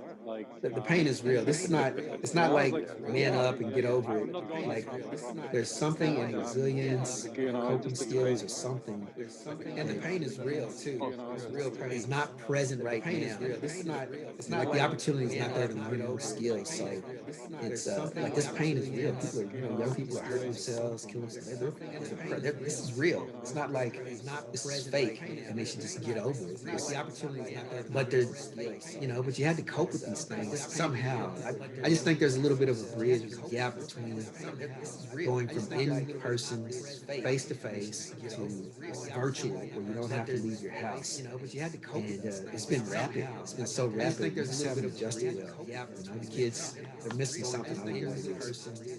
I can say No. I'm like 50-50 in both worlds, right? Like I'm from the world of the internet and I'm also from the world of real people. Literally, like in a sense where um like Alex said, like going outside and getting rejected. It's like, why do I have to do that? Like I literally go on Instagram and like I have girls liking my stuff. Like they're literally, it's like I'm on the second date already because in one aspect in one direction. When I mean I'm on the second date is because they already know everything about me. It's like, right? You've already come up there and been like, oh my god, I like your clothes. Right, I'm already on the second date. You don't need to know. You don't need to know what I like to eat, what I do. Yeah, Right? that's efficiency, like, right? So I think that this aspect is just depends on what's You don't need to that's where I know guess it fits to what I the like to current eat, life, like when we're all what I busy. And again, do. I guess for me, from German efficiency perspective, this is awesome. Like, why all those efforts? We're removing this like aspect keeps you going. It's current, like, oh, I don't need to spend time explaining myself or let people learn about me. But I think it's also German efficiency perspective. It's not just giving, but it's taking. Yeah, well, and Steve said this early on. It's like you put all that out there. So in dating specifically, yeah, they can research you. They can know a lot about you, and depending on their personality, how meticulous they can be, they can know more about you than you realized because of how they treated you in the past. Right? So let's throw it back to Rara because Steve, you had some good points that you wanted to throw into this. Thanks, Pia. I was thinking about what you said about the kids, the students, in person having one Let's throw it back to Rara way because of Steve, you had some good points that behaving and then their behavior behaving another. I think of a team being functional and dysfunctional. I think of a family being functional and dysfunctional. I think of a piece of technology being functional and dysfunctional. And you're either part of the problem or part of the solution. Depends on what you think, but you're either functional or dysfunctional. So if it's dysfunctional, then get into it and create a better place for it. If it's functional, then embrace that. So when I know, like, I'm going to raise a lot of, conversation here. I'm not saying it's just that black and white. But if you are not you, but if one is dysfunctional in how they're doing something, then acknowledge that and fix it. Figure it out before someone kills themselves. You just said that. Now, I understand there are things that we cannot see and things that are beyond our control. But if you have a light, a flash, a glimmer of something that just doesn't look right, you wouldn't eat it if there was a bug crawling on it. So pay attention to the person before they threaten to kill themselves. Like, think about it. Pay attention to the people you love and care about. Because if they ever do something that you didn't know, never blame yourself. You can't. But if it's something happening that says, hey, why is that going on? Address it. I throw food out when it's green and it's moldy. I don't keep it around. It just does not serve me. But if it's something happening that says, hey, why is that going Very on? true. Address it. Yes, I throw thank you, food Ron. out when it's green Um, and it's moldy. all right, I still don't keep it on around. the It just second point, does but not let's serve lead in me. the third one here. But if it's something Quasi, happening that if says, hey, can have you speak just a bit more on, again, you have a unique perspective on social interactions, being in the business as far as you are, and those social interactions, how are you starting to make the best out of it, and how how you bridging that gap? Sure. And let me touch on one Those thing you social said before. interactions, I was how are gonna you say, starting to make the best out one of of the it, and things that like how when you bridging that one of the gap? things that they, like Alex knows, like I send voice notes to everyone, and I try my best to pull people out from online to offline. That's the one thing I do. Like, and I'll say I'm 50-50. Like I'm 50% from Alex's world, and I'm 50% in the Matrix. Like 100%. Like I I do know the aspects of like talking to people, and that's fine. It's so funny me saying that out loud, but it's true. I know the aspects of talking to people and like really have a conversation and like actually calling people on the phone and stuff like that. But I also understand the aspects of the internet as well, and like really have a conversation and like how the one of the things I do is I don't forget her name, something Huffington. She talks about putting your phone outside of your bedroom, right? Like I don't bring my like now that I'm live when I'm sleeping is different. But prior to that, my phone never went into my room. It was outside my room. It was far reach away from me. And I didn't check my social media for the first 1 hour, which I still do. Like I literally turn off the live and not even check it and then leave the phone somewhere. I won't check it because I'm priming my day. I'm literally going, okay, first hour of my day goes to wake up, meditate, look at my old goals, have a pull-up bar here. I do my 50 pull-ups. Used to do more.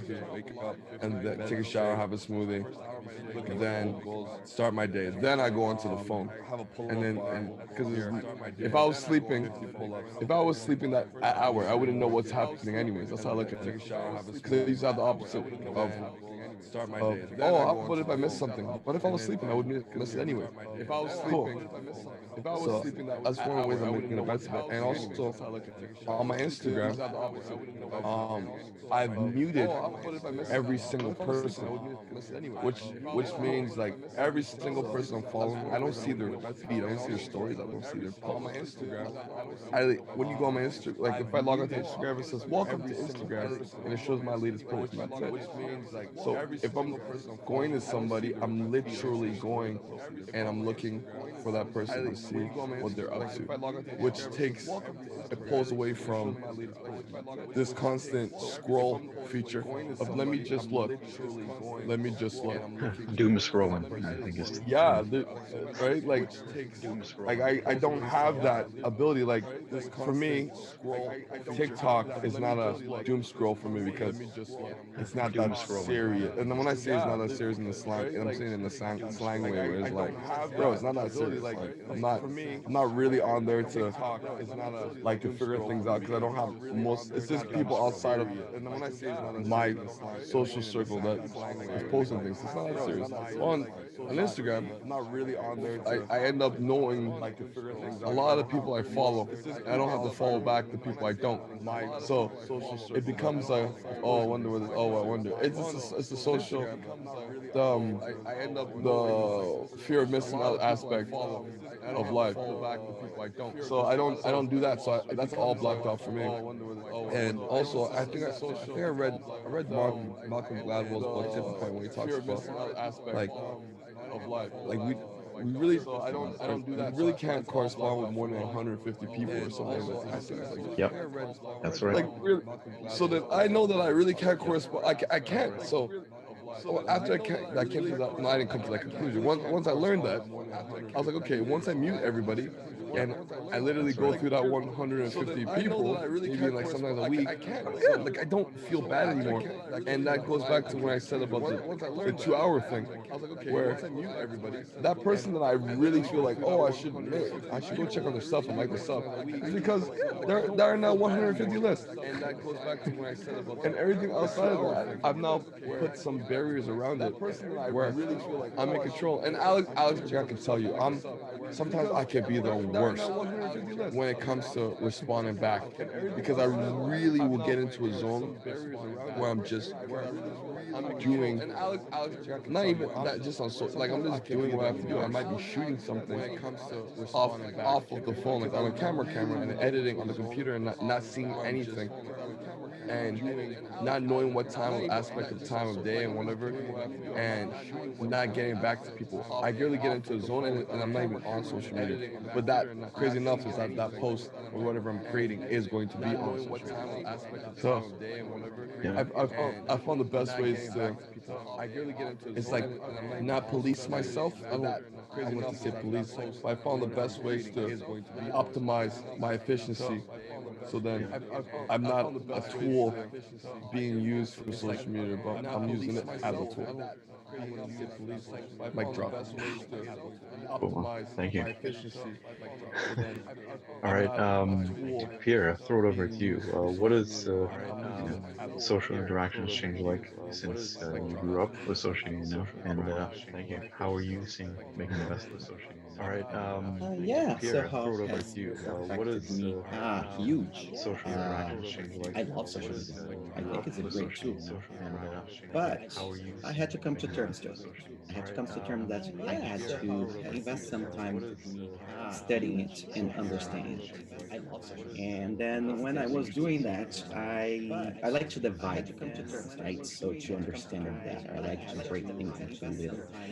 So I broke down myself like into two. So basically, I have two things that I use social media for. So or social media can be used for, I guess. My it's personal or business, right?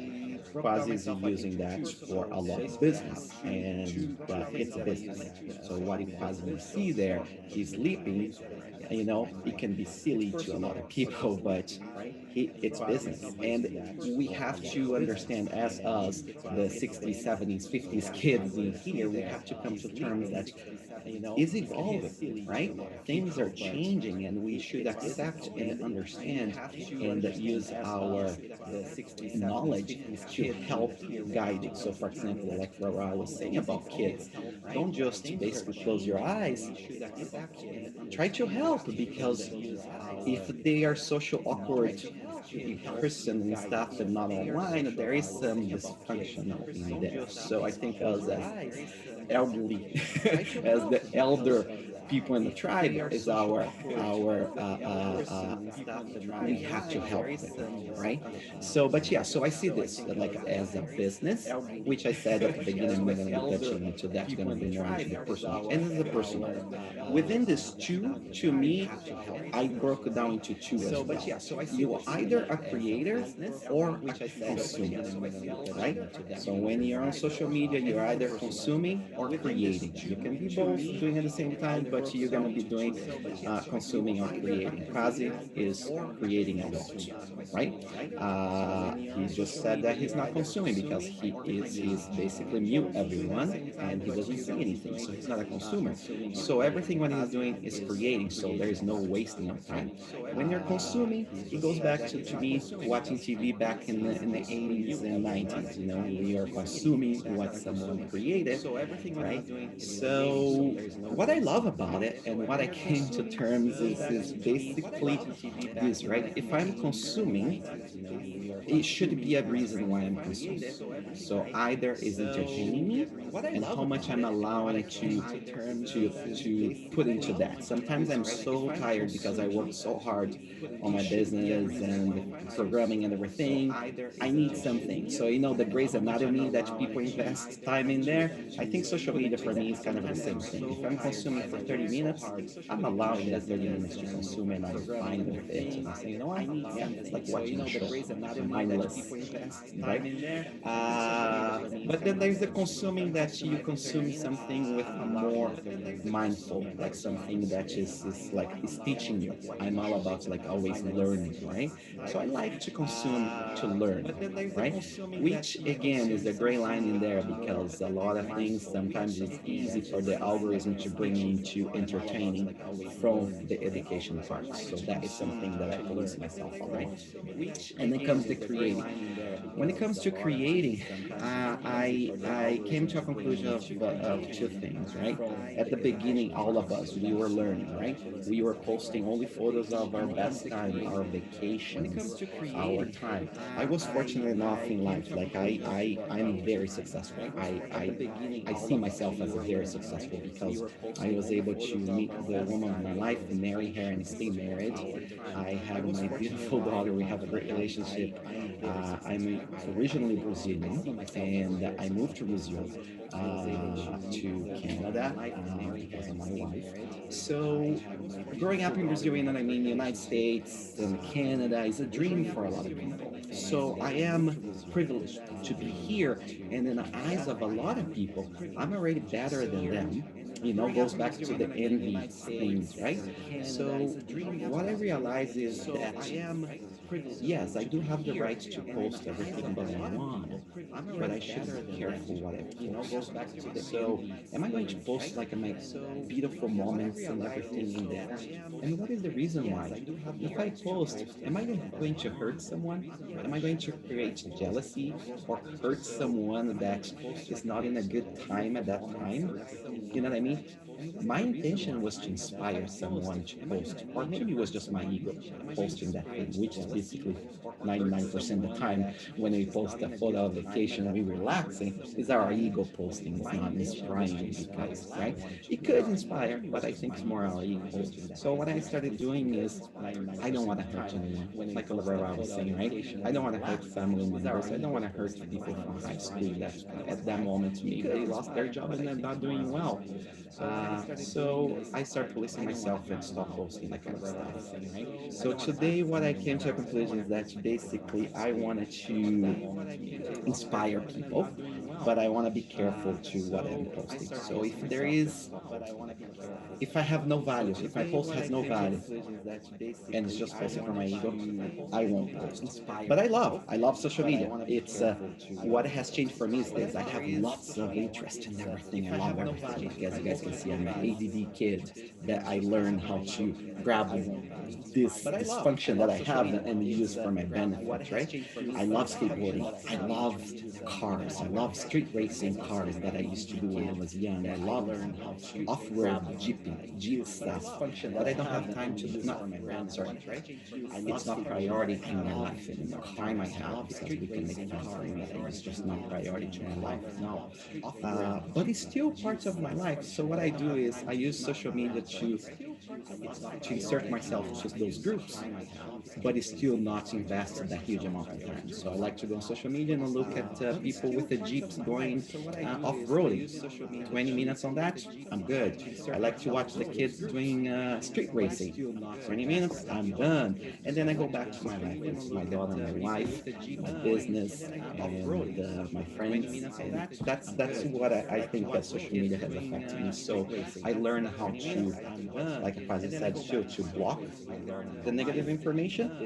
And one thing that I try to work every single day is not getting angry on stuff that I saw. So, for example, Donald Trump made a lot of people angry. I used to get so angry. How is that allowed for a person like him, and not only him, other people too, in Canada, politician, non-politician, and everything, to say all that? But I think he was always there. We learn not to listen, and it's not because it's posted. So it's our right to basically react. I think it's like that thing, right? You either are a thermometer or a thermostat. A thermometer react to the situation. The things are getting hot. Donald Trump is posting a bunch of stuff, and the thermometer shoots all the way up. But if you're a thermostat, you're not going to shoot up. You're going to turn on the AC and bring that thing down. So to me, that's what I try to Like do. that analogy. It's nice. It is awesome, isn't it? I learned that one too. I forgot the guy who said that, but it wasn't me. But it's that's what I try to do. It's Like that not easy analogy. at all to be a thermostat. And for example, Casey, for the wife thing, or Rara said about people posting, oh, to my husband and all that stuff, Yeah. that raises my thermometer. So then my thermostat, like, good for her. She loves him, and like, yes, right? And for the wife, Casey, it's like, oh, to my husband and all that stuff. But yeah, so I try to be a thermostat. So that's, I think, my thing. Good for her. She Yeah, loves him, and and like, yes, I'll just chime in right? for a second And for here. the The wife, Casey, it's like, reacting to stuff like Trump and people spewing hate and stuff like but that, yeah, so I try to be a thermostat. it's So that's, I important. think, And I was surprised going on Twitter yeah, recently. They have a and lot of controls to help you not be forced to deal with it or reacting to stuff, something they didn't have a couple years ago when they used the tool. So it's definitely valuable that these companies are recognizing that because people have asked. So because people ask for this and being able to help manage how they see information, especially if they're dealing with trauma, is important. But on the flip side, there was always Trump and always people like that, and you can bury your head in the sand and pretend like that didn't exist. And how could he use this service? Well, why can't people that want to do good use the service just the same, right? And that's the flip side of, like, where I see the good coming out of social media is people who are standing up and using it for the right ways and pushing messages of positive change, and just standing up and letting that stuff hit them like rocks on an ocean, right? Just like, yeah, all that passing by, I'm still here. I'm still going to be giving my message. And yeah, that's a flip side to the fact that this exposes the people who are bad to. I think good people get behind it and do the same things to help you get the more authentic messages out there that matter, coming together, making this world a better place, and to the stuff that you and Rara were talking about, helping kids, right? And dealing with the bullying, because cyberbullying is a huge, huge thing. But at the exact same time, it's educating the parents to educate their kids and work with their kids and the schools to put that in its place and be able to give kids that emotional strength to be like, you can say anything you want to me. It's just garbage. I don't care. I'm not going to do anything because you told me, because I have enough belief and confidence in myself. My parents have enough belief and confidence in me that I don't need to listen to you, right? And I know you've worked very well with your daughter and educated her meticulously, trying to protect herself. And I really admire you for that aspect. And I wish more people wouldn't throw the social media aside to just be ignorant, because that's when the kids get on there and do their own thing and have no real grounds to really have a foundation and like how to react to deal with it. But it's like it's not the social media; it's the real life things that they're not dealing with. So Yeah. So what it taught me that was a situation that happened here in Canada, in BC, in the early 2000s. Her name was Never Left My Mind. It's Amanda Todd. Maybe some of you guys heard. Young Yep. 15-year-old killed herself. Yep. Uh, the bully was this Dutch, sick, 30-year-old man that Yep. basically made this girl, 15-year-old in Yep. BC, kill herself. Kill herself. Yeah. Never left my mind. And the situation when it happened was that he was online. He pretended to be a young boy, got her to send some nudes photo to him. She did. Then, because he's a sick person, he decided to go further and keep tormenting her and again more. And then said, okay, now I'm gonna send these photos to all your friends at school. And then, of course, hit the online, her nude photos, and she was so embarrassed and everything. And in fact, her, and that was the phase one. Her parents got involved, the police got involved, and they were protecting her. She was still alive and super depressed because of that situation. And then she was at home. She quit school because she couldn't go and face the people that was laughing at her because of this unfortunate situation. Then the reason why she killed herself was because of, I won't say the lack of information from her parents, but the information they had at the moment to make the decision they did. They felt bad because she wasn't going to school or anything and allowed her to continue having a computer and staying online, which basically now continue the tormenting, and this guy tormenting her more. And her parents thought that this was going to have to help her, and she ended up taking her own life.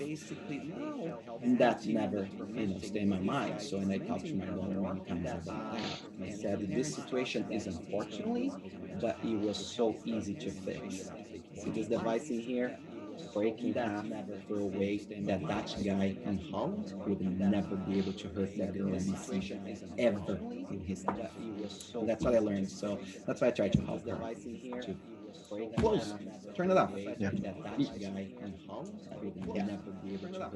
I wanted to add something, not to that exact point, Pia, but I feel for that family still. You talked about, you're successful. And I wanted to share that sometimes on social media, we listen to people that are not successful about the thing that they're talking about because they appear to be, they're either thin or fat, or I have these few theories that I want to share. Like, I never go to a fat nutritionist. I just totally against I cannot accept that. And then there are things that we just don't have a chance to tell people on social media because we talked about hurting people, right? We don't want to do that. But I feel wildly successful because I am married 5 times. And then there are things that we just and I am married 3 times to the same man. And when I say that, you go like, what? I went through 1 divorce. I went to what? 5? You just have a certain new respect for me because I just told you I'm married 5 times, divorced, and married to the same man 3 times. But it's a hard act to follow when you open up with that when you talk to people about relationships because sometimes they just don't know how to take it, especially here in Canada. Like, hey, you want to talk about having a bad day? Let's talk about it. Let's talk about the tough stuff because I want to hear the tough stuff. I don't want to hear the fluff stuff. Like, you really don't need to talk to me about that. You can go talk to somebody else. But if you want to talk about this tough stuff, like, let me see where you're standing. And if you really believe that I can handle it, then let me take that position like a little puppy and mark my territory and say, I can handle this. And that's how I can bridge it. So I believe that the level of success that we have is all based on the experience that we have. So unfortunately, some people are not experienced, and taking that position. So social media, I think, the best thing for me is to find out the real deal about someone wherever they are. And I love what you said, Alex, like just take it offline. And, I love what you said, Quasi, I hope I'm calling you the right name, that you're 50-50 on that. And Steve, thanks for bringing up my name on it, because I think we really have to know who we are, where we stand, what we're good at, what trials and tribulations that we have. And I am wildly successful about picking myself up after a failure. And Steve, thanks for bringing up my name Yeah. on it. So Because yeah, I what think I we said more really that have to is know who because we like are, where we when stand, you what we're good at, post the what stuff you don't know trials and if you're tribulations gonna that be we have. hurting And I people am with that stuff wildly you're successful posting, about and you're picking not gonna myself up know. after a For failure. example, for me, posting anything about that, So yeah, what I said even though more you that had a is different because experience like that I when have, you you're a strong woman, you never hurt. But then other people that may not be as strong as you, and that's what it kind of worries me. So preventing that is basically not hurting. And if I do have the time to post something, like I said, if there is value by me posting, so for example, if I post and say about marriage and divorces and stuff, I should post with a value, which means that whatever I'm posting, it should be taking into consideration my audience and what I'm posting on for both sides, so I don't hurt anyone. Yeah, and this goes back to the quote, right? So if you're seeking authenticity for authenticity's sake, you're no longer authentic. So if you're posting and you're trying to deliver that value, but it's really just that underlying I want attention, right? Like that's where the line, you have this idea, but it's your ego. And you think it was for that reason, and you put it up there, and you start hurting people, or it sends the wrong message because you were just trying to be authentic instead of just being open. And authentic in social media, some of the aspects and certain people I follow, like when they're being vulnerable and being just open about failures too, that's a big part that you don't always see as often, depending on who you're following in that. And it's like not everything's happy, you know, not everything is great in life. There's we just lost a family member and an uncle this week, right? And you you want to talk about these things, but it's even it ends up on social media, so it's like, okay, well, you're going to give your condolences there too, but that's how do you communicate to family when they're losing, right? Now there's so many different ways to do it. Call them at the social media face to face. Oh, wait a minute, we're in a lockdown. You're not allowed to go to the funeral now. Maybe you get a Zoom funeral. This day and age, unfortunately, if that's what's being done. But the the pandemic side, it does put a struggle on some of these, like Alex, to go back to you, right? We want to have those human interactions, but we're in this crazy state of the world, right? So how do we still kind of have that gap filled? And Zoom, at least this is a way, like we're all disparate people in different parts of Ontario right now, and maybe further, we can make this happen. But if we're having those real interactions, it's tough right now until things kind of normalize again. So going back to you, Brigham. So what is again, you're on the fence of social media as it is. So what do you see making the best of it in some of these tougher situations that we can't quite do in real life? Yeah, to be honest, I adjusted quite a bit. I think some of you already mentioned lots of valuable things. I'm just making notes. I think just really to be honest, care about, or just think either you light for other people, or just you really just it's all about you, right? So I think just using this as a tool, I think that's the key, which been mentioned already here. I've definitely adjusted what I was posting, like through different stages, as well as just I think I'm adjusting how I'm using it. So I'm looking into this and saying how I can shine the light to other people through the times like this. Maybe just encouragement to family, or just to the loved ones, and just really, I think, as been mentioned at this call, just care about people and just really think the implication. So that definitely got me more conscious of like who I want to be and how I want to inspire other people, and how I want to use this channel But instead of just talking about myself or whatever mics I get, right? So just to say how amazing I am, we just more talk about, listen, look at this beautiful day, go outside. Or I think we should be grateful to live in a country like this, despite all the other things. Just more talk about because there are lots of reason to be grateful, and I think that's the biggest learning lesson or adjustment, how I'm using it or how I'm changing using it. To answer your question on this, because there are lots of reason to be Yeah, grateful, just throw it back to and you. I think that's the biggest We've already learning touched on lesson or some of adjustment, how I'm the using it or aspects how of I'm how changing social using it. media affects it. To answer your What do question you on this, see making the best out of it? And again, you having a 12-year-old son. Yeah, just throw it back to you. Yeah, man. I've made so many notes on my phone here The aspects during of how this. And social media affects it. yeah, what came up for me What do you was see there's like making this the best out of it? And virtual again, you having reality and physical reality. And I see it with my son. And I see it with myself. And during this, what I didn't realize is it's like came up for me was, there's a physical economy and there's a virtual economy. There's people that I've never met. Feels like I've met them, but I only know them, do business with them through what I didn't realize is social media, virtually. I've met Rara yet. I'm looking forward to the day where we can meet, physically. And there's an avatar. It's like having an avatar. When, but I used to do the same thing physically. I have a physical avatar. I think we do. When I put my suit on and I go into a business meeting, I have that's my avatar. That's my business avatar. And when I put on my shorts and go out to the beach, and I'm coaching or playing beach volleyball, that's my sport avatar. I'm just taking that over to a physical or to a virtual way of being, and I see it with my son. But this is the difference, I think. That's my sport avatar. I have virtual avatars to a physical, but if virtual avatars are all I know, it's like playing video games. And I'm not a big video game guy, so if you play video games, you can correct me here. But if you're playing video games, you get multiple lives. You get access to all these things that you could never have access to in your physical life. Resources. I know people who prefer having a virtual life. You get access to all these things. Life.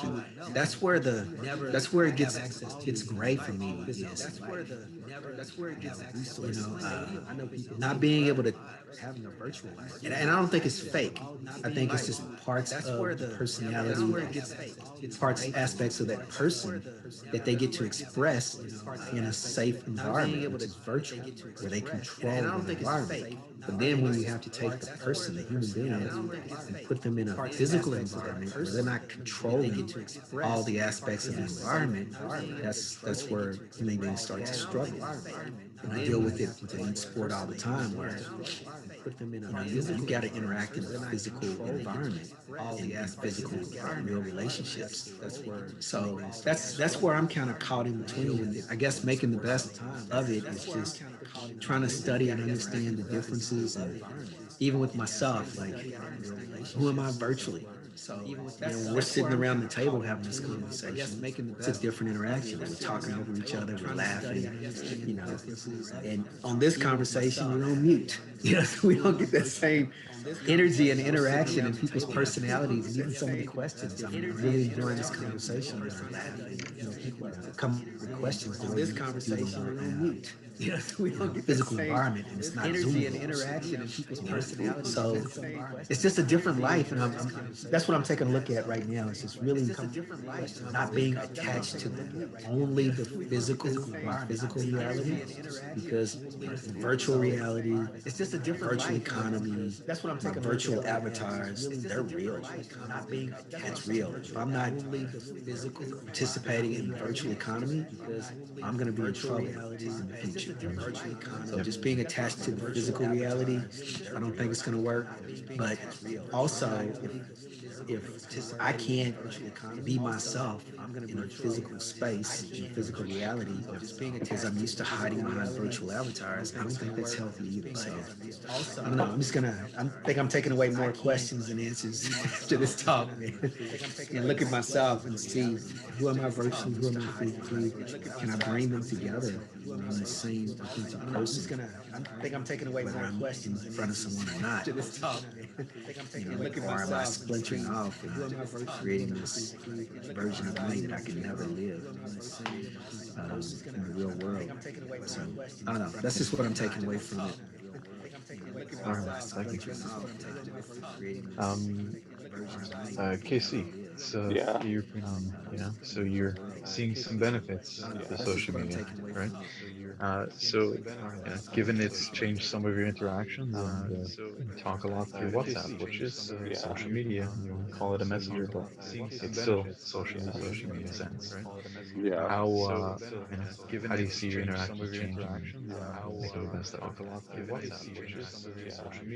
How do I see my interactions changing? Yeah. Well, yeah. See this? It's a problem. It's a Two problem. points. You know what I've been doing this whole time that we're having this conversation? Screening COVID-19 for work. Some numpty decided to show up to work with a fever. So now I got to kick X amount of people out of the business and all that kind of great stuff. That's going to be wonderful for me waiting on Monday morning. Anyways, social media, clearly, back in the day, what, they would give us a phone call or whatever. No, now I'm managing via text. Not even email, text. I'm losing my mind here. Anyways, um, how has it changed me? Or how is it changing me? Not even email, text. I'm losing my mind here. Anyways, um, I think this is kind of like, years gone by where it's new technology, right? So I think it's kind of like years gone by where I went from playing records to scratching records to blending records with a mixer to using a controller for CDs to using my laptop to store all the music I have so I don't have to break my back carrying crates and crates of records over the years. So now I'm able to, grab this laptop and off we go. So it's just progress. And I also recognize that, while I'm doing that, my parents are looking at me like I'm an idiot. Like, where's all this weird stuff that's going on? Meanwhile, I'm at the cutting edge of technology at that time. So here comes my daughter, 22 years old. She is watching all of this, and thankfully, she has a temperament. She understands where I struggle with keeping up with all these forms of social media. She's willing to help me with it, but she's still got a little bit of millennial in her where she has the attention span of a teaspoon. But what are you going to do? She is helping me navigate through the social media space. She is desperately trying to demonstrate to me where the advantages are. The I miss the interpersonal, the physical side of humanity, shall we say. Um, I watched Versus the other day, last week, Sunday.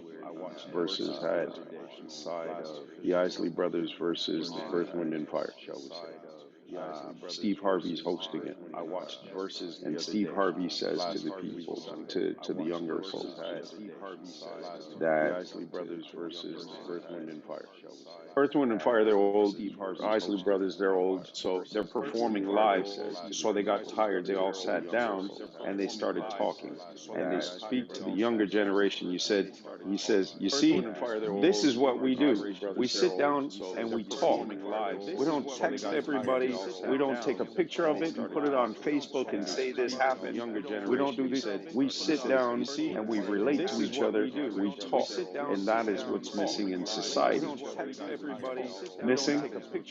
Don't know. I think it's supposed to be an addition to society. The problem is it's not being managed in people's lives properly. And quite frankly, it's just taken on a life of his own. As Steve has alluded to, we have rules when it comes to Zoom, whereby or Teams or whatever it is that you have, whereby if you're not speaking, you're supposed to mute yourself. Well, that's not what we do in common interactions, in face-to-face personal reactions.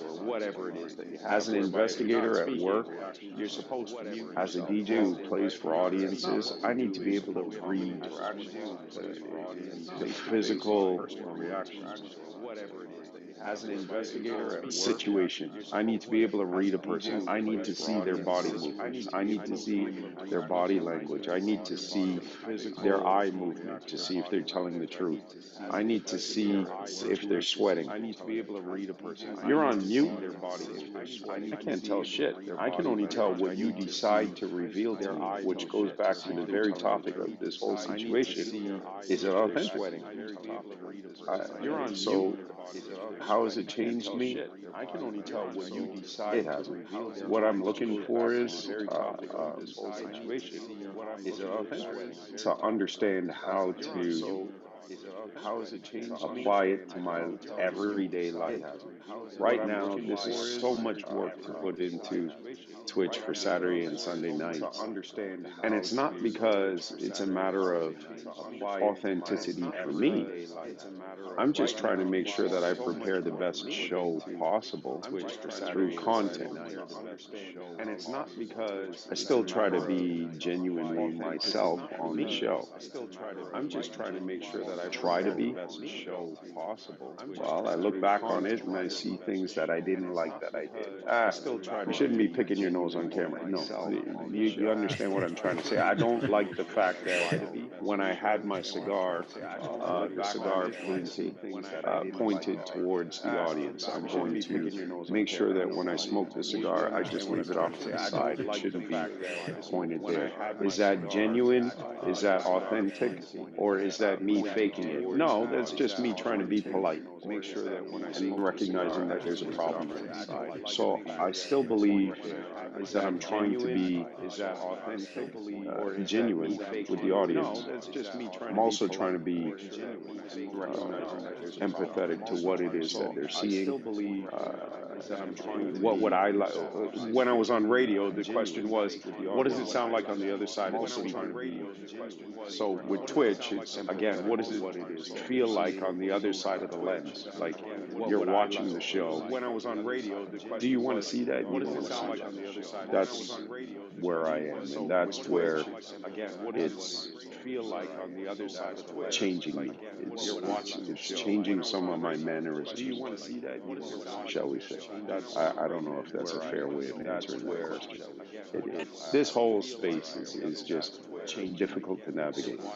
Changing some of my mannerisms. Yeah, man. Yeah, man. I No right think or wrong you. answers. Right? I don't know if that's a fair Yeah, way. Casey. I think if you were in person with someone, you would have the same sort of considerations. Like you would be polite. Yeah. You know, it's different expressing yourself or expressing your personality versus timid with someone.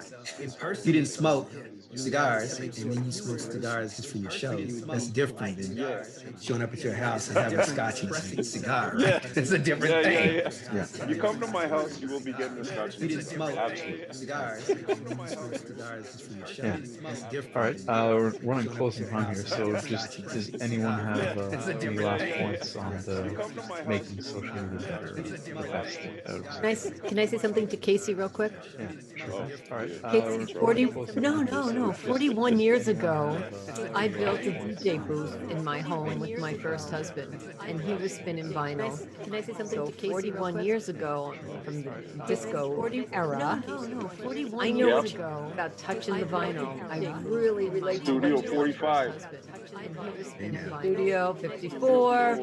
That's Right. okay. That's okay. Touching the vinyl, the 45. I was thinking about 45 records. Studio 45. being in that room, I remember we had this little house and we took the basement and I don't know, we took off a whole bunch. Oh, Alexa's going to tell me to meditate. Sorry, we'll just let Alexa tell me what to. Every day at 11:30, Alexa reminds me that I need to do this. And I want her to do that for me. Talking Okay. about technologies. Exactly. Yeah. So I remember that DJ booth, and I remember touching the vinyl and listening to the music, and I remember dancing to it and spinning and doing all those things. And you're absolutely right. Talking about There is technologies. nothing exactly Yeah. comes close to that. DJ booth, I knew then when I was 21 what I know now at almost 63. I mean, I enjoyed every second of it, but I have such fond, wonderful memories of that music, the touching, the people playing the music and watching people, like you say, you like sweat and dance and drink and not drink and stare at the DJ and just all of that. There's nothing that replaces that. Those memories are so fond, and I know that the transition must be horrific to going in front of a screen and not touching those and scratching the record and Well, there's a few things, right? So for me, I need to read a crowd to know, okay, am I on the right vibe or am I completely off? When you're performing on Twitch, so for me, to a degree, you're playing what you want to play. But you need to react to when you're performing on you need to react and maybe change gears to a degree when you see certain things being written in the chat. There's no emotion behind it because you already know the written word can be taken out of context. So you have to judge by what it is that you're reading. The other side of it is, as a DJ, I like to, and as an introverted one at that, I like the fact that I'm in a corner somewhere, looking at the crowd of a sea of people, of be it anywhere from 100 people to 1,200 people or 5,000 people that I've played for, whereby I'm off in a corner and I can see that shit from a distance away. Now, I've got a camera and it's all eyes on me, and that takes me out of my element. On radio, even doing radio for so long, music is there, which is a distraction. It takes a little bit away from the attention of you. There's music lying underneath you, and if it's a nice instrumental that people enjoy, and you're giving out good information at the same time, it has that. It's effective. Put a camera in there now. So George Strombolopoulos says to me when he's retiring, leaving Much and going over to CBC, he says, "Yo, man, I want you to take my show." And I was not a chance. I'm not going in front of that camera. I got a great face for radio, you see what I'm saying? So I told him not a chance. I can't do what he does. Like he's insane. He's fantastic. He's the whole package. I'm not that package. I'm a different guy. And that's why I'm saying here I am thrust into this social media world whereby there's a camera on me the whole time while I'm performing. I'm a different guy. I got to watch my P's and Q's even more. And I don't like it. It's taking me out of my element. So that's the long and short of it. Casey, you're an auditory learner in a digital auditory platform. But here's the That's it. thing, Casey, what I think. So this is new, this is different, this is virtual. So when you're saying about playing in the club, so the way I think is like this. So you guys all know the group mentality, right? So the people in Vancouver after the Canucks, I think, lost or won the Stanley Cup, right? So the city on fire. There were people in there that did, kids that would never do that on their own, but they did because of group mentality. That's right. And what the group mentality does is get us excited. So when we are in the club, you want to read us. It's because we are a group in there, and that's how you start reading the group. Sometimes, like one starts losing interest, and then pass to the other, and you That's right. read that and it gets. What I would say to you is, on the virtual world, is if they start losing the interest, they will drop. They Yeah, will stick around but that's because, the problem. but They've that's already dropped, yeah. and you So can't get that's them the back. thing. So In the you gotta club, they do can't just leave the club. They're going to go get a drink because exactly. you've performed, you've played all this in the meantime. So they've left the floor. But that's They grab yeah. a drink. They come back to the floor. So you gotta Sorry. As they leave the floor, I'm like, okay, exactly. what I play? Okay, let me not play that. Yeah. I'll go back to this style, or maybe I'll take this transitional period and move into a different style of music and see if it rocks more of the crowd. If more of the crowd leaves the floor, I'll just revert back to what I was playing. In Yeah. the digital world, when they're gone, they're gone. They ain't coming back. Yeah. And one thing that I'm saying is See if it that rocks what you more of the gotta crowd. If trust more of the crowd is your leaves the gut. floor, Remember at I'll the just beginning revert when you back to said what I a was lot playing. of In big the famous digital world, people have when they're gone, 500 people, they're gone. and Yeah. newbies have a 2,000, and you know why? Because they don't care if it's 500, 2,000. They're doing them. They, do you, if people Yeah. like you, they will stay. And I think that's the thing. So my daughter, when she's watching this stuff, it's all about that person. They're doing well. And, it doesn't mean that you're less or more. It means that at that moment, the group you had wasn't really feeling what you're feeling. And you know what? That's fine, because tomorrow you're gonna come back, and whatever you have, you're gonna have a group that will be. So I think that's why a lot of people are too worried doing something for the people in there than actually doing themselves, and that will attract the people. So do And you, the man. next, One thing that I I like about agree. social university club is this: in the club, I would never get a shout out from the DJ, because why either you not? get a big shot, or you have to be really good I friends agree. with the DJ. Your show? Yeah, what's going on? Yeah, Yeah. yeah, yeah. Okay, okay, yeah, yeah, yeah. So Plus, I've yeah, only seen Pierre on my show once, but that's okay. I was in what's going on? I'm curious Yeah. actually to hear Claude, because from acting going to social media online, that's just begun. I think similar analogy like to you, Casey. Like I think I don't know, maybe it's different. I'm curious actually how are you looking at this, because like I know naturally for you, like if you're on the camera, you're just kind of already performing. Did anything Yeah, that's change not me. significantly? Like I think I don't know, maybe it's different. Anything change? How are you looking at this?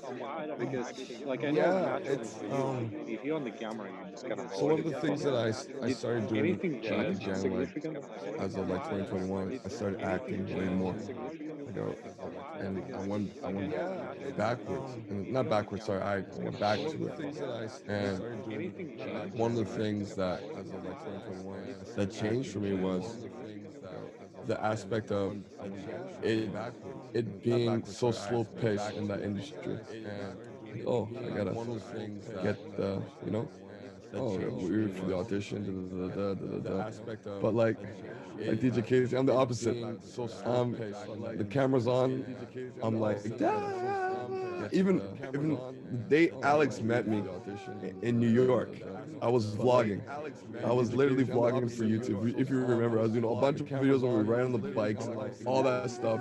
It was not. I got Alex to be natural on camera. Am I lying, Alex? In New York, I was vlogging. That's true. It's like I'm so used to it. So this whole entire aspect of social media, like anything that kind of comes out. That's true. And you know what? Like I don't. I think I've told a story in here where I see my brother, my older brother, and I remember playing PlayStation with him, and he had the latest like console. And then one day I beat him, and then I beat him again, and then I beat him again. And then he looked at me and said, "I'm not playing this anymore with you." And I said, "I don't want to be like that with my nieces and nephews. I want to be the one that's still competitive to this day." And that's how that's how I kind of move with social media, because my nieces will be like, "Oh, do you know about this channel?" I'm like, "Obviously." Oh my god, I want to be the one. I do this. So I do. So I do, guys. So yeah. So for me, it's been the perfect marriage from going from TV, where I had no control over. It's actually incredible because I had no control when I was in the film industry. Like example, yesterday I was supposed to work on a show, and because of the lockdown, production got pushed from, my call time was from 4 p.m. got pushed to 1 a.m.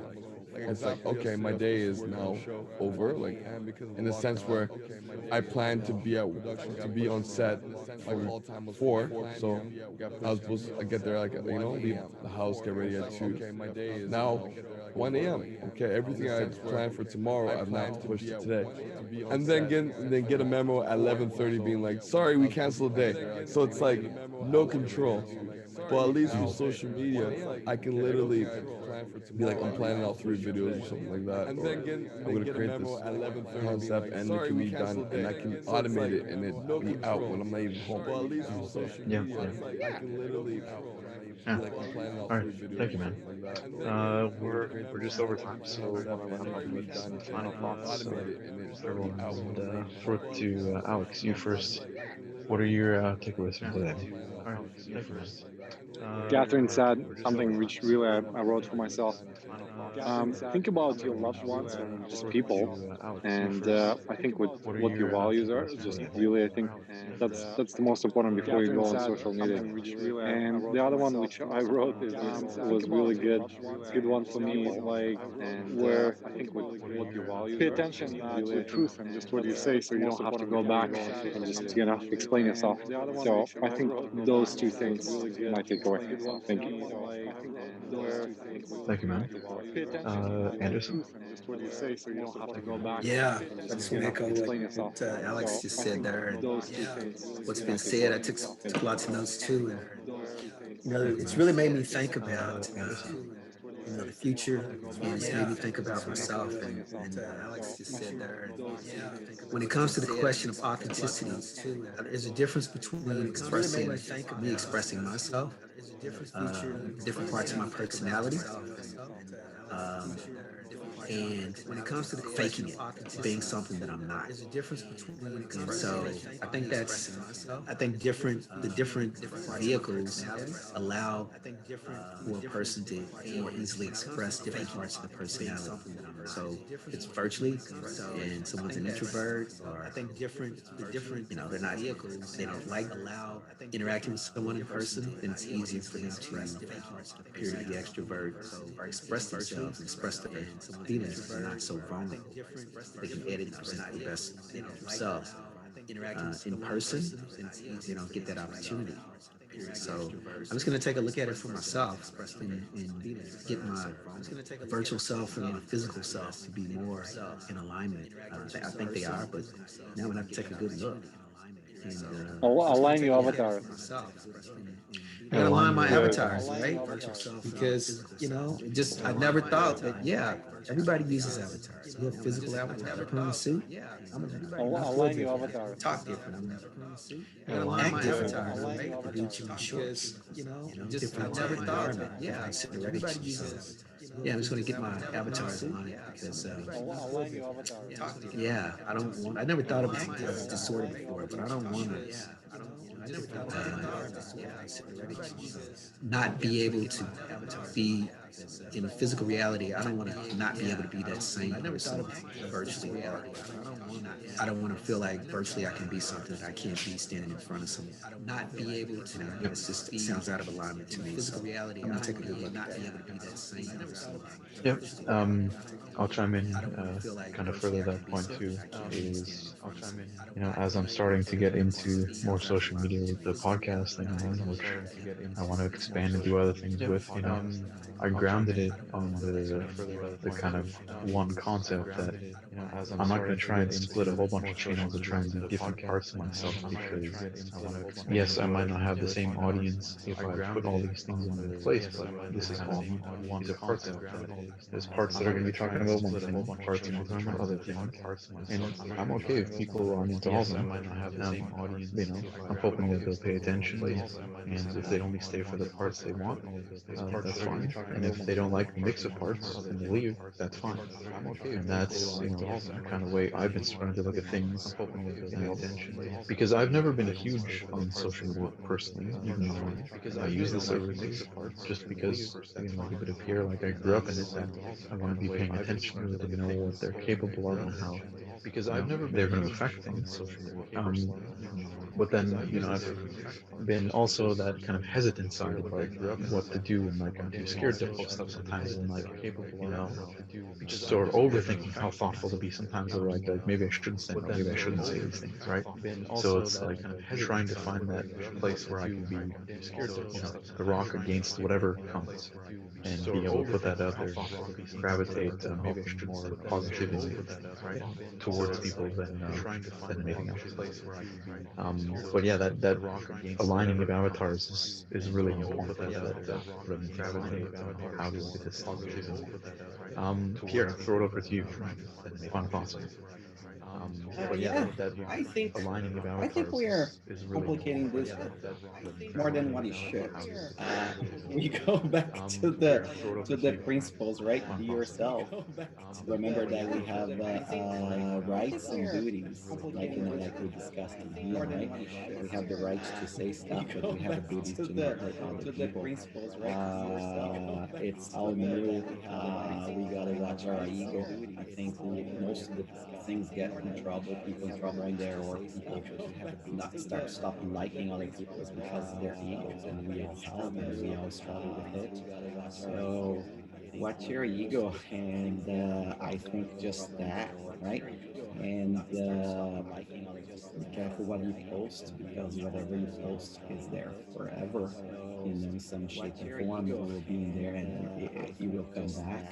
And what Alex said, right? So say something there that you don't want someone to hear, that may come back. So I think that's how I take. And then I think today it's a business. I think before was we were expecting people to be themselves and all that, but now it's a bunch of actors and singers and actresses, and anyone can be anything. If you get today top 16 top songs on the chart now, it's from TikTok. So there is no more music label producing these guys, right? Quasi. Uh, Anyone can be. You're good. You created something that touch people's feeling. You're gonna make it.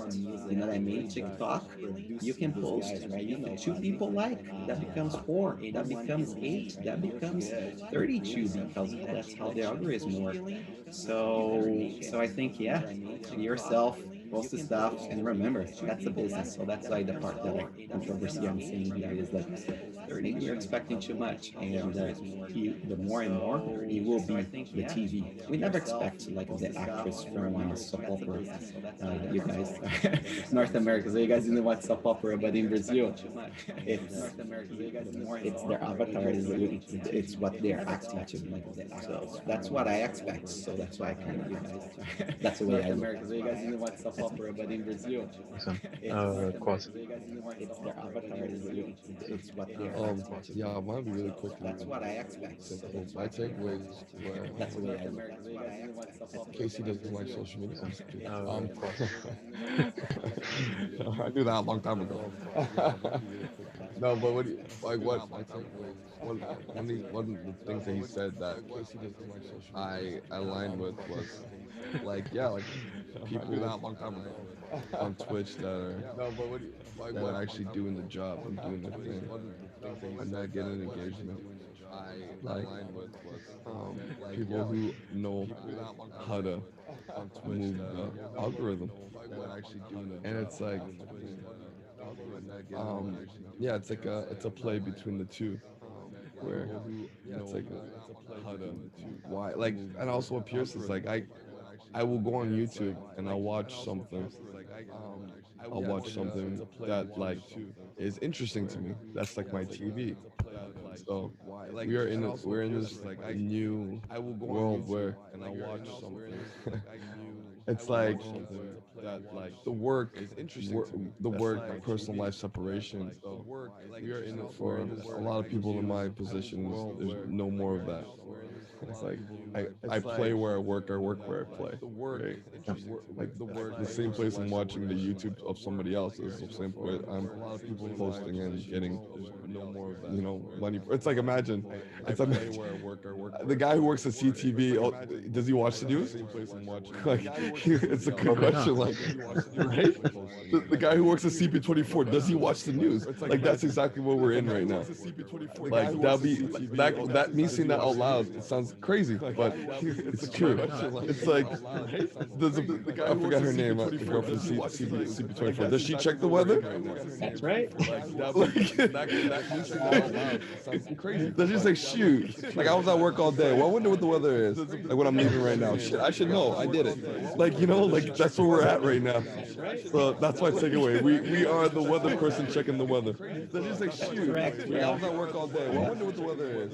All right, KC. I should know. I did it. Yeah. Like that's where we're at Final right now. thoughts, So that's my takeaway. We are the weather person checking the weather. or is that take the mic? It's your take on social media, Donnie. Yeah, my take is, yeah. Or is Steve, that Rowan, take thank you for bringing the rah-rah here. It's your 'Cause, take on social I don't media, think I Donnie. would have said half of the shit I said. My take is, yeah. I don't feel like I'm the alien amongst all you guys, because 1, 2, 3, 4 you guys are really comfortable with it. Alex and I are kind of over there. So thankfully there's a little bit of context there for me. Aside from that, yeah, I mean, I aspire to manage or navigate my way through this, these treacherous waters here, but aside from that, yeah. Again, as all I keep on hearing is just be you. Yeah, me. Still not sold on it, shall we say. I'm not sold on social media, and it's only because of the 80-20 rule that I have embedded in me. And maybe I need to go through the 4 agreements and break that out of my head, but I guess I've got trust issues. How's that sound? I'm telling you, the studio you put together and what you're doing is pretty kick ass. I was clicking around. I wasn't on Twitch. I watch with my daughter sometimes and stuff.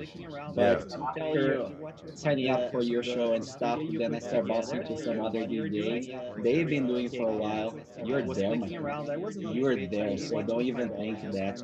Just get comfortable, do you. And I tell you, you look good. You look good. I tell you. You're into something. Keep going, man, because that's what you love. So that's what you're gonna be doing. Arguably, because he's not seeking it. He's just doing it. Exactly, and because you're not seeking that studio you put together, my friend, that's you, and then what that Arguably, resonates. because he's Looking not gorgeous. seeking it. No, Okay. that 2 weeks ago we were talking about you trying to put this thing together. Yeah, I built it. Your basement looks awesome.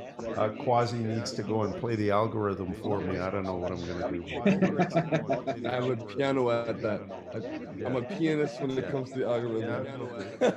Looks awesome. A maestro. Okay. Yeah, so John, give Quasi the details and let him play the algorithm for my stuff.